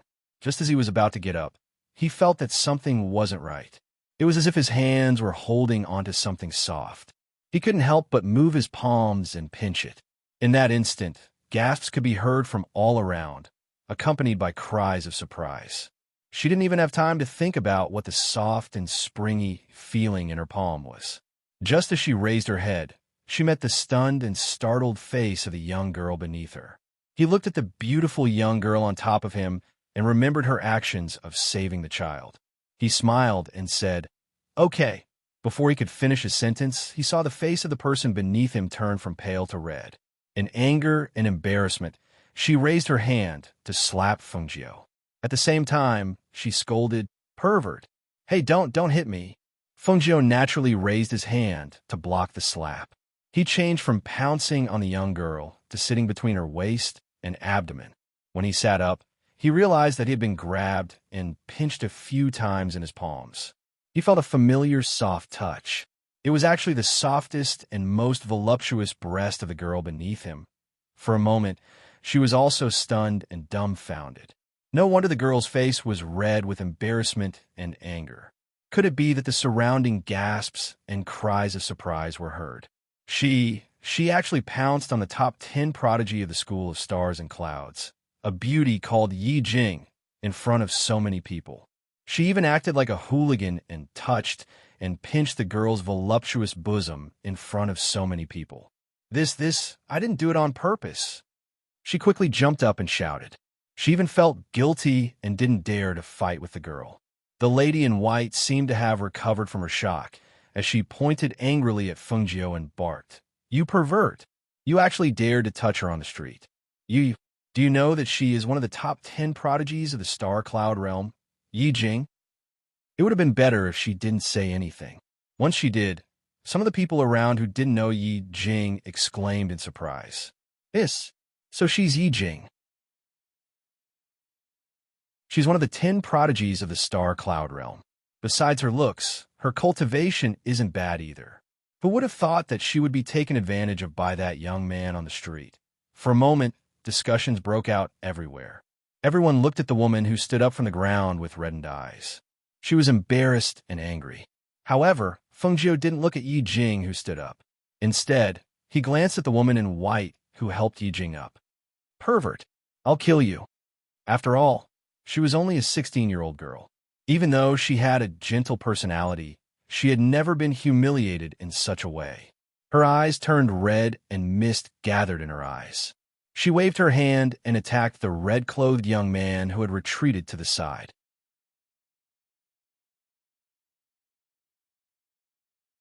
Chapter 622. Feng Jiu quickly jumped away and retreated step by step to avoid the attack. Seeing that the girl called Yi Jing was so embarrassed and angry, and being pointed at and gossiped about by the people around her, she felt extremely apologetic.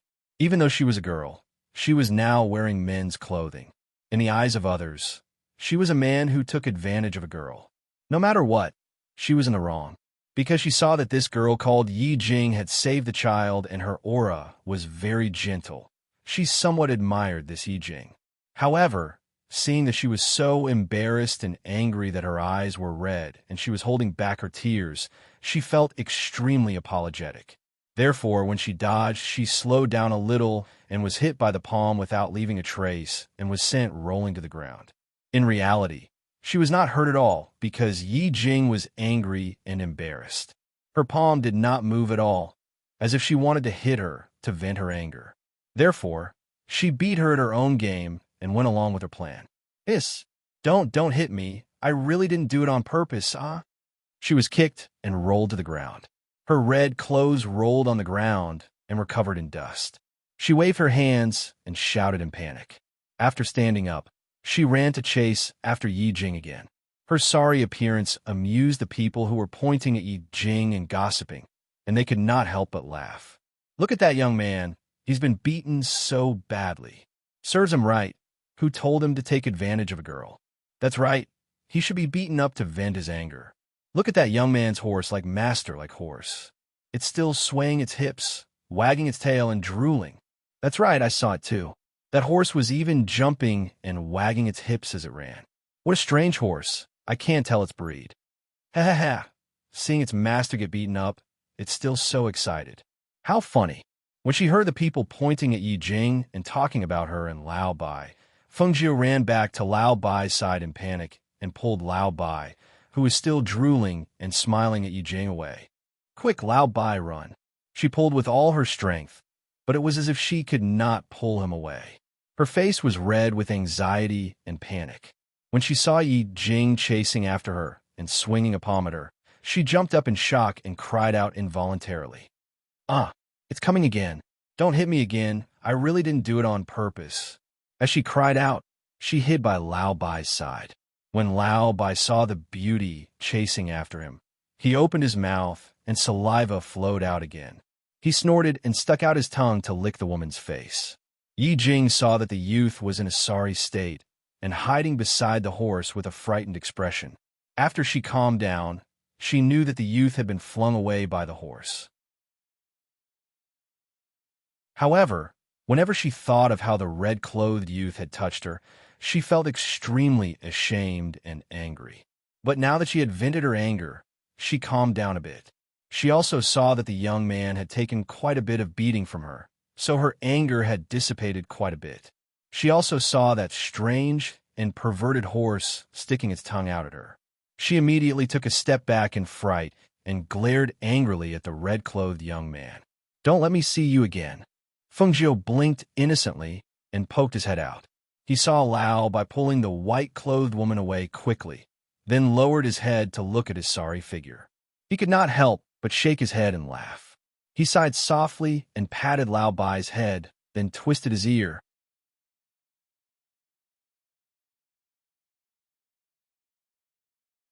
Chapter 623. This. Lao Bai lowered his front hooves and wagged his rear buttocks. With his ears pinched, he didn't dare to escape. He could only whine in a low voice, trying to appease his master's anger. The dark-skinned young man, who was already dumbstruck, ran over. He looked at the intelligent, strange horse, and then looked at the young man in red who was covered in dust. He moved his mouth, but didn't know what to say. Next time, if you dare to get too excited when you see a beauty, I will castrate you. Feng Jiu lowered his voice and whispered into Lao Bai's ear. His voice was cold and full of warning. When Lao Bai heard this, he immediately became listless. He didn't dare to move his wagging rear anymore. He lay down on the ground and whined in a low voice. Feng Jiu grunted coldly before releasing her hand that was twisting its ear, and then she flicked off the dust on her body before she glanced at the young man that stood blankly at the side and said, "Which one did you say wasn't bad? Where is it? Lead the way." "Oh, yes, yes. It's not far ahead. Young master, please follow me." The young man came back to his senses and hurriedly said. Seeing that the young master in red was leading the horse himself, he led the way. Previously, when he saw that the young master in red was unrestrained and lazy, he thought that he was a young master from an aristocratic family. He must have come to enroll in the school of stars and clouds. However, when he saw the scene just now, he immediately overturned that possibility. The young master in red was handsome and outstanding.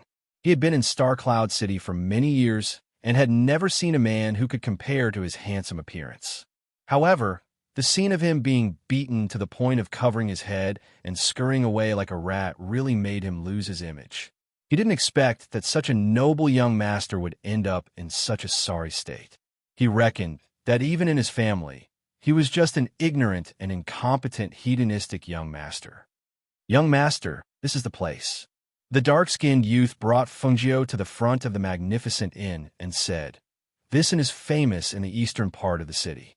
It's quite spacious inside, and there's also a courtyard where the people of the inn can drink tea and chat. It's quite comfortable to live inside, but the price is also quite expensive." Feng Jiu responded and glanced at the inn. Seeing the guest, the waiter inside came out to greet him. "Young master, are you staying at an inn? Please come in. Keep an eye on my mount." She handed the reins to the waiter and then said to the tanned youth, "You can go back." I don't need you to lead the way. Right now, she just wanted to take a bath and have a good rest. The dark-skinned young man scratched his head in embarrassment. Then these 10 silver coins. He had only led the way for a short while and explained some things. It didn't seem right to take 10 silver coins from him. Hearing this, Fengjiu smiled and waved his hand. It's yours. After saying that, she was about to walk into the inn. However, at this moment, the dark-skinned young man handed something over. She glanced sideways and saw the young man, smiling embarrassedly. This is the map of Star Cloud City. I drew it and sold it. This, I'll give you a copy. As he spoke, he stuffed the map into Fengjiu's hands and quickly ran away.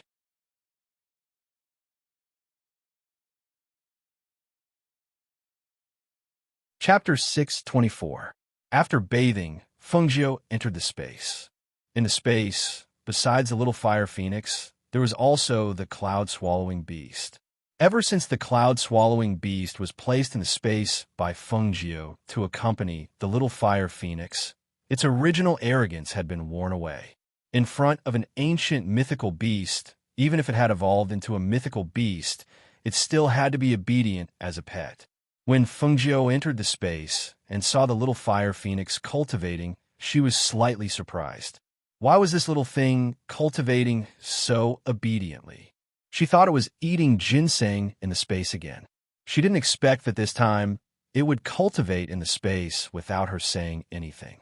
Seeing this, she sat cross-legged in the space and glanced at the cloud-swallowing beast that was obediently lying on the side. She hooked her finger and said, "Come here." When the cloud-swallowing beast saw this, it hurriedly got up and walked over to her, trying to please her. "Were you bullied by a little fire in here?" She touched the fluffy fur of the cloud-swallowing beast and asked with a smile. When the cloud-swallowing beast heard this, it looked at the little figure that was cultivating and said, "Master, can I go out and accompany Old White?"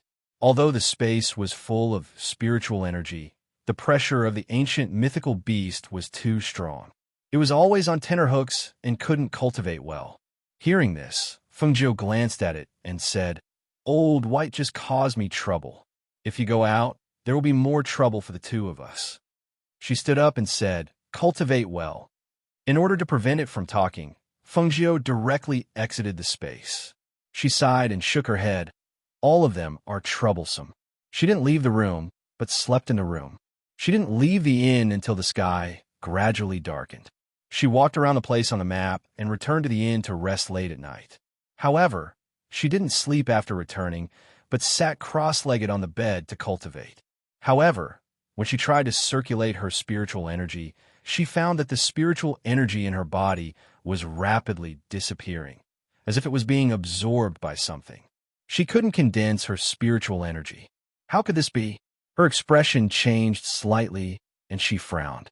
She didn't believe it and continued to adjust her spiritual power. However, after trying a few times, she couldn't gather the spiritual power in her body, let alone circulate it. For this reason, she directly entered the space and sat cross-legged to cultivate. However, when she absorbed the rich spiritual power in the space and gathered it in her body, it strangely disappeared. She tried several times in a row, but it was the same. How could this be? She was a little startled. She checked her pulse, but there wasn't any problem. She also tried to use her profound energy aura. Profound energy could also be condensed, but the moment the spiritual energy aura entered her body, it seemed to be absorbed by something. It was like a bottomless pit, disappearing without a trace. Could it be the Dantian? But that doesn't make sense. She muttered softly and tried to calm her heart. After stabilizing her breathing, she relaxed her body and closed her eyes. She used her primordial spirit to probe her Dantian. However, when she saw her Dantian, she could not help but open her eyes in astonishment. Her face was filled with disbelief. How could that be? How could it be that green lotus seed? In her Dantian, there was a green lotus seed quietly lying there. She recognized it at a glance. It was the green lotus seed on the lotus porridge that the old man in the Peach Blossom Cove had brought her that day.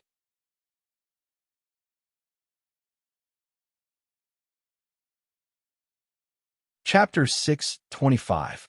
She had a strange look on her face as she sat in a daze, feeling incredulous and strange. Why was she unable to digest the thing she had eaten? It had even run into her dantian. It had even absorbed the spiritual energy from within her body. What kind of lotus seed was that? If she had not been so far away, she would have run back and asked that old man where he had found that lotus seed for her to eat. If she had not digested it, it would have been delayed in her dantian. The cloud-swallowing beast lay obediently on one side as its eyes darted around. It stared at its master, who had a strange look on her face but did not dare to disturb her. It watched as she suddenly came in and sat there cross-legged to cultivate. Then she sat there in a daze for a while. Then she got up and went to the place where the books were placed. She found an ancient book and took the book out in a flash. That night, Fengjiu spent the entire night searching for information in her room. She flipped through the ancient books and read everything related to lotus seeds. In the end, she only managed to find some small details about the chaos green lotus at the back of an ancient book. The chaos green lotus? That can't be right. She was a little dumbfounded. Compared to the small details about the chaos green lotus recorded in the ancient book, she had heard of the legend of the chaos green lotus as the order master of the secret order in her past life. However, she had always thought that it was just a legend, much less the chaos green lotus lying in her dantian. She reached out and touched her dantian as she murmured with a strange look on her face, "If this really is the chaos green lotus, then I've really picked up a great treasure. However, that chaos green lotus is in my dantian and has absorbed spiritual energy. Could it be that I need to nourish it with spiritual energy?" She thought about it in her room for a long time. Even though she only had a few clues, at least she knew the reason why the spiritual energy in her body had dissipated.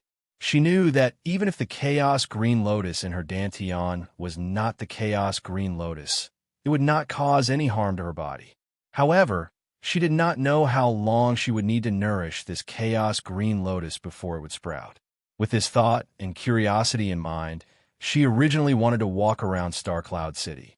However, because of the green lotus in her dantian, she locked herself in the inn and entered the space day and night to cultivate her spiritual power and aura.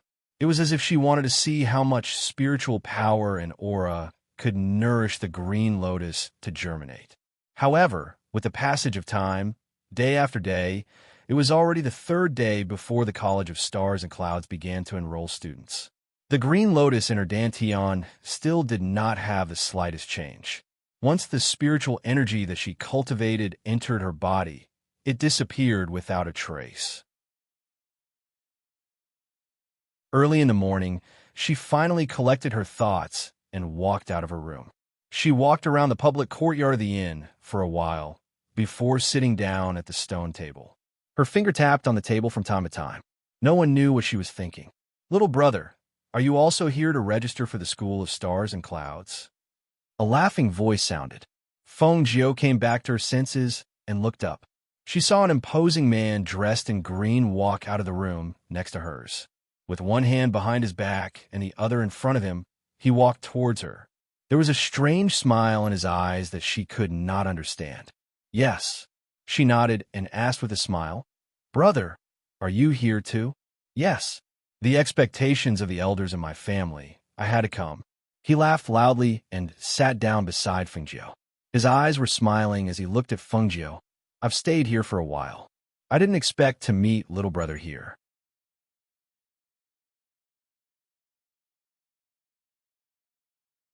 Chapter 626. Seeing this, the man in green laughed and explained, "That day on the street, I just happened to see little brother being thrown out by your horse." "Oh, so that's how it is." Hearing this, Fengjiu smiled embarrassedly. Alas, during this period of cultivation, she had forgotten that she had taken advantage of Yi Jing. Now that it was brought up, she felt a little embarrassed. Actually, you can't blame little brother for the situation at that time. I just didn't expect little brother to be so interesting. You actually dared to take advantage of Yi Jing on the street. For this, I really admire you." His tone was joking as he looked at Fengjiu with a smile. Fengjiu's mouth twitched. She felt that this person was also a strange person. Admiring? When others saw her like this, they would think that she was a lecher. However, this person's eyes were open, only smiling and joking. She didn't know what to say. When I saw little brother, I felt that we hit it off very well. Why don't we go out for a drink? He stood up and invited Fengjiu. I see, she thought for a moment. Seeing the man in front of her smiling and looking at her expectantly, she sighed in her heart and stood up. All right, let's go out for a drink. Since she had nothing to do, she might as well go out for a walk. The two of them walked out of the inn and chatted on the way. After both of them said their names, Fengjiu knew that this person came from a noble family of another sixth-class country. His name was Xiao Yihan. His personality was a little unrestrained. Although he was talented, he was not very enthusiastic about entering a school to cultivate. This time, he came to Star Cloud to sign up because of his parents' strict order. Her heart skipped a beat. The rank of a country was really important. Looking at the 9th to 6th class countries, only the 9th and 8th class countries had to compete to enter Star Cloud. Only the top few countries were qualified to come to Star Cloud to sign up. However, even if they signed up, whether they could enter or not was another matter. However, the noble families of 7th and 6th class countries could directly come to Star Cloud to sign up for the assessment. This was the difference. Little brother Foam? Little brother Foam? The corners of Fengjiu's mouth twitched when he heard the words, little brother Foam. They had only walked for a while and chatted for a while. After knowing that her name was Fengjiu, he immediately changed from little brother to little brother Foam. She already did not know what to say about this person. Little brother Foam? This was the first time someone had called her that, and she was speechless. Brother Xiao, what's the matter? She looked at him and asked. Xiao Yihan looked at the handsome red-clothed youth beside him and joked. Could it be that you're thinking of a beauty? I've already called you a few times before you came back to your senses. Brother Xiao, don't tease me anymore. She shook her head with a smile. All right, I'm just joking with you. Look, this is the restaurant. It's quite famous in the East City. If you're late, there won't be any seats left. As he spoke, he walked inside and said, come with me. Seeing this, Fengjiu walked in and heard the waiter telling him that there were no more private rooms, only private rooms on the second floor. All right then, I'll take a private room. Xiao Yihan waved his hand and said to Fengjiu, little brother Feng, there are no more private rooms, only private rooms. You won't mind, right? Of course not, she said with a smile and walked with him to the private rooms on the second floor.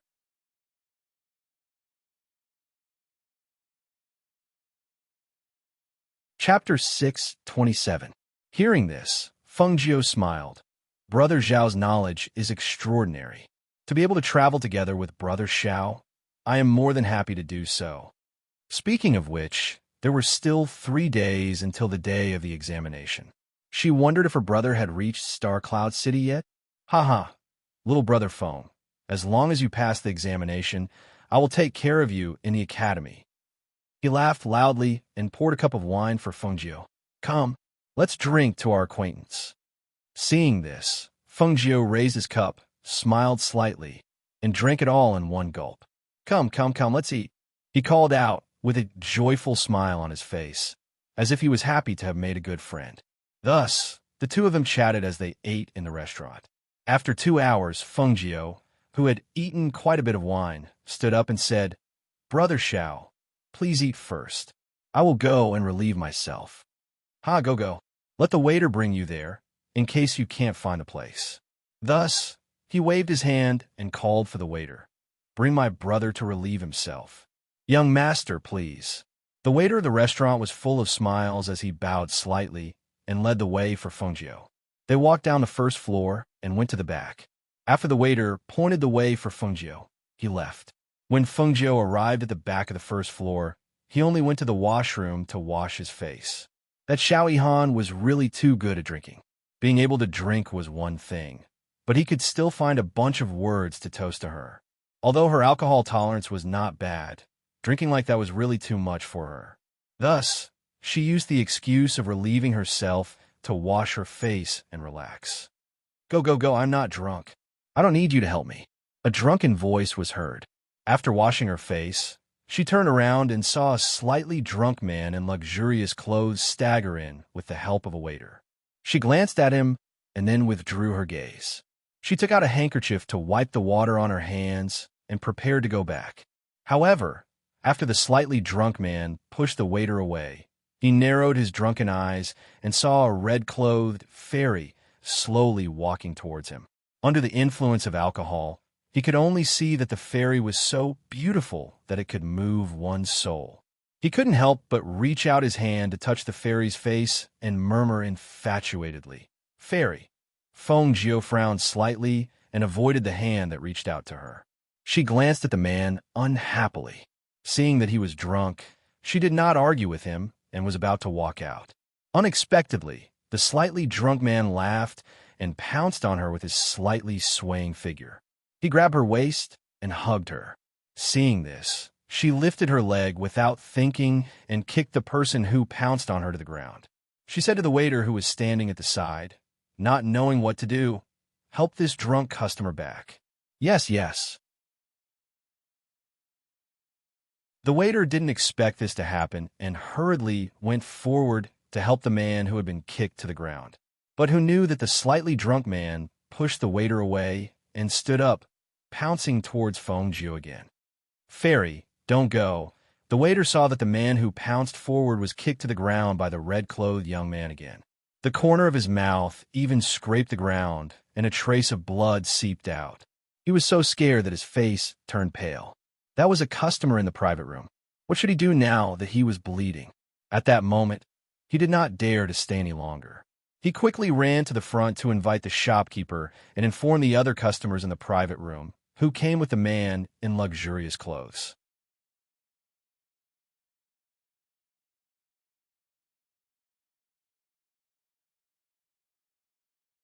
No one knew what he was thinking, but even his ears were red. However, when they asked him, he said that it was nothing and that it was just a misunderstanding. Thus, the matter quietly calmed down. Feng Jiu returned to the second floor and saw that Xiao Yihan was still drinking. She couldn't help but shake her head. "Brother Xiao, drinking too much is harmful to the body. Don't drink too much." She came to the table and sat down. After walking around, she was no longer in the mood to eat and drink. "Little brother Feng, there are very few people who can compare to your elder brother's alcohol tolerance. I didn't expect that you, who looked so weak, could drink with me for so long without getting drunk. Your alcohol tolerance is not ordinary."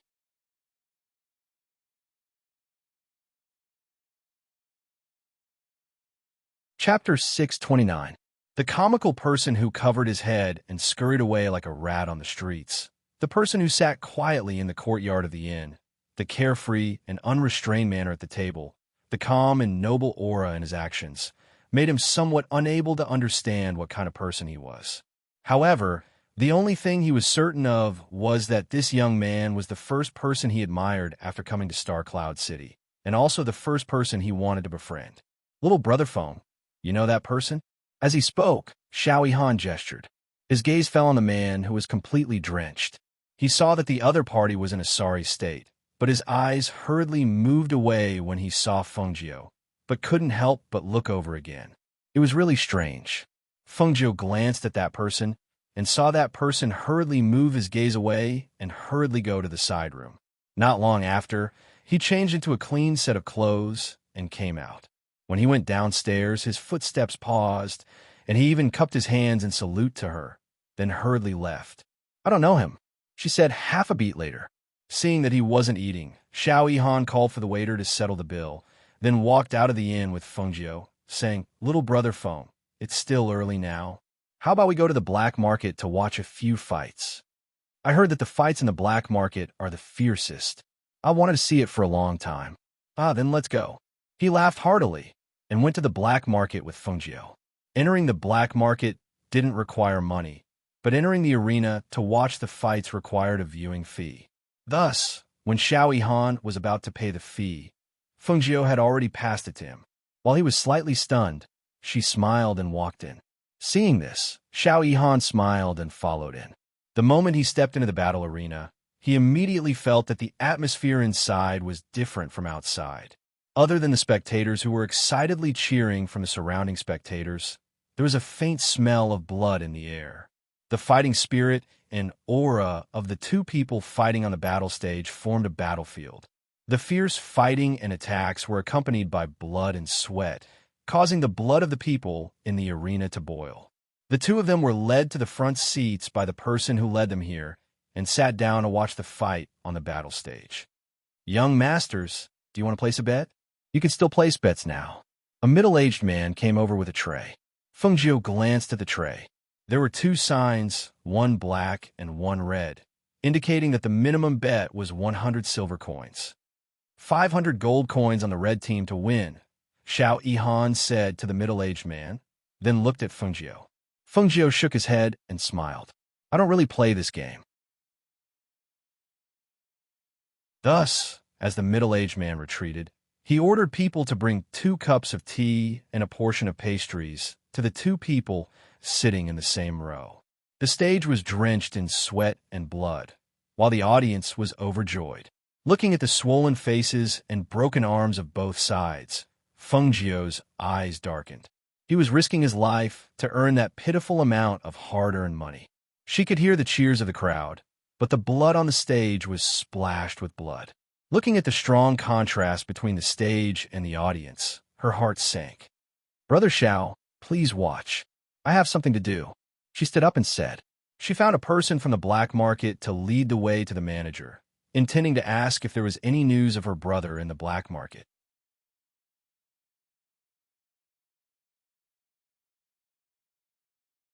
Chapter 630.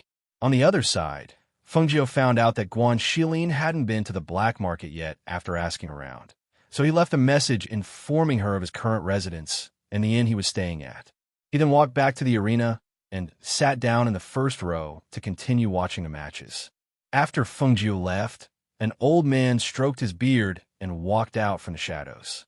He stared thoughtfully in the direction where Feng Jiu had left. The middle-aged manager glanced at the message Feng Jiu left behind and casually put it aside, not taking it to heart. However, when he caught a glimpse of the elder of the black market silently appearing behind him from the corner of his eye, he was so frightened that his expression changed. He hurriedly walked over and bowed respectfully. Elder, why are you here? Do you have any orders for me? The elder glanced at the manager and asked, What did the young man in red say to you? Hearing this, the manager hurriedly replied, The young man came here to inquire about a man named Guan Shilin. He said that he had gone out with our black market's mercenary corps to gain experience. He asked if anyone had come here to inquire about him. I didn't hear anything about him, so I told him no. The young man then left an address and said that if Guan Shilin came to ask about him, he was to tell him the inn he was staying at. As he spoke, he hurriedly handed the address he had casually put aside to the elder with both hands. The elder took it and glanced at it, asking, Does our black market have any mercenary corps out on missions? We don't have any here.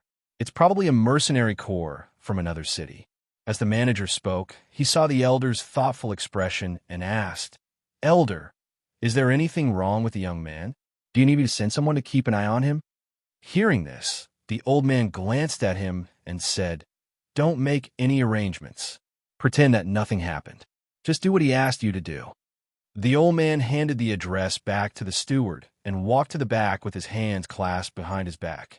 Seeing this, the manager was slightly surprised. The elder had asked him to do what he asked of the young man. It was obvious that the young man's background was not ordinary.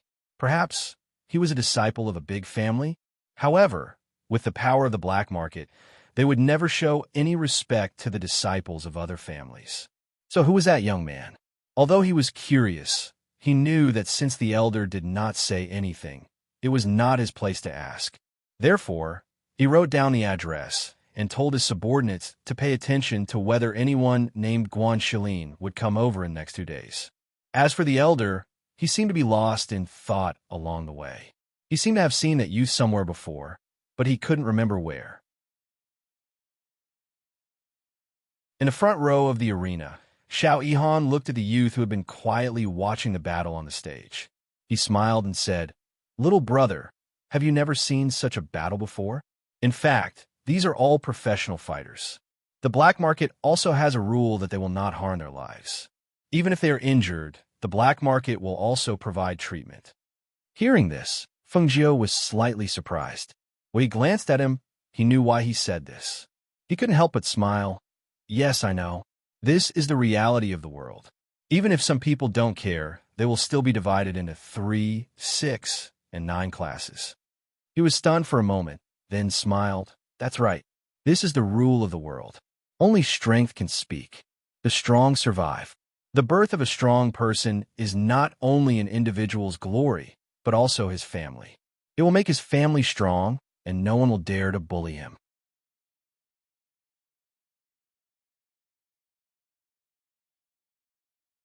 Chapter 631. Hearing this, Feng Jiu joked, the 10 heavenly prides? They are all influential figures in the academy. If I really enter the Academy of Stars and Clouds, Brother Xiao will really have to protect me. Ha ha, well said, well said. He patted Feng Jiu's shoulder with a look of I'll take care of everything. After the two of them watched a few battles, Xiao Yihan placed 2 bets and won 1, winning a total of 500 gold coins. He then left with Feng Jiu and headed to the inn. For the next 2 days, other than cultivating in the inn, Feng Jiu would occasionally come out to eat and chat with Xiao Yihan. She waited in the inn for 2 days, but still did not see her brother. She could not help but worry. On the morning of the 3rd day, she came out early to ask the innkeeper, but there was still no news. This made her a little worried. Could it be that something happened while he was out on a mission with the mercenaries? Xiao Yihan walked out of his room and came to the 1st floor of the inn. He saw that the red figure was already sitting there and eating. He could not help but be surprised. So early? You couldn't have woken up before dawn, right? Seeing that it was him, Feng Jiu invited him to sit down and asked the waiter to bring up his breakfast. He then said, I just woke up a while ago and thought that I could go to the academy early to take a look. Moreover, it would take about 2 to 4 hours to get there, so I naturally had to wake up early to prepare. Xiao Yihan sat down and smiled.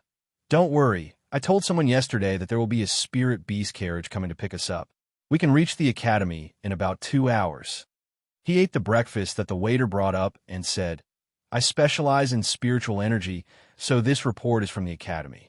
Little brother Feng, I can see that you don't have any spiritual energy on your body, and your cultivation is only at the early stage of martial master. It will be difficult for you to enter the profound academy with this kind of strength. I wonder what you plan to do. Feng Jiu smiled and said, I've checked the College of Stars and Nebula's entrance exam.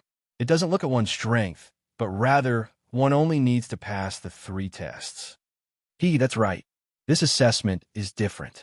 Other than talent, spiritual energy cultivators also have to look at their perseverance and affinity with the 5 elements. As long as they reach the standard, they can generally enter the nebula realm.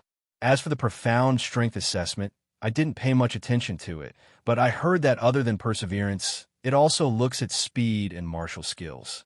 And that seems to be the case. However, I plan to apply for the alchemy department, she said with a smile. After finishing the porridge in her bowl, she put down her chopsticks. Hearing this, he was slightly surprised. Oh, you want to be an alchemist? Although this is an unpopular path, it's even more difficult. Even the alchemy apprentice test is extremely strict. It's okay. I've done my homework. I'll just do my best. If I can't do it, I'll go home, she said in a half-serious manner. Not bad, as long as you did your best. He nodded and didn't say anything else. After finishing his breakfast, the spirit beast carriage that came to pick them up arrived in front of the inn's door. Feng Jiu brought Old White with him, but he didn't ride him. Instead, he tied him to the back of the spirit beast carriage. He and Xiao Yihan sat in the same carriage and headed towards the College of Stars and Nebula together. You're tuning into the Warrior Lore YouTube channel. Don't forget to subscribe and join us on this journey to catch the most captivating stories.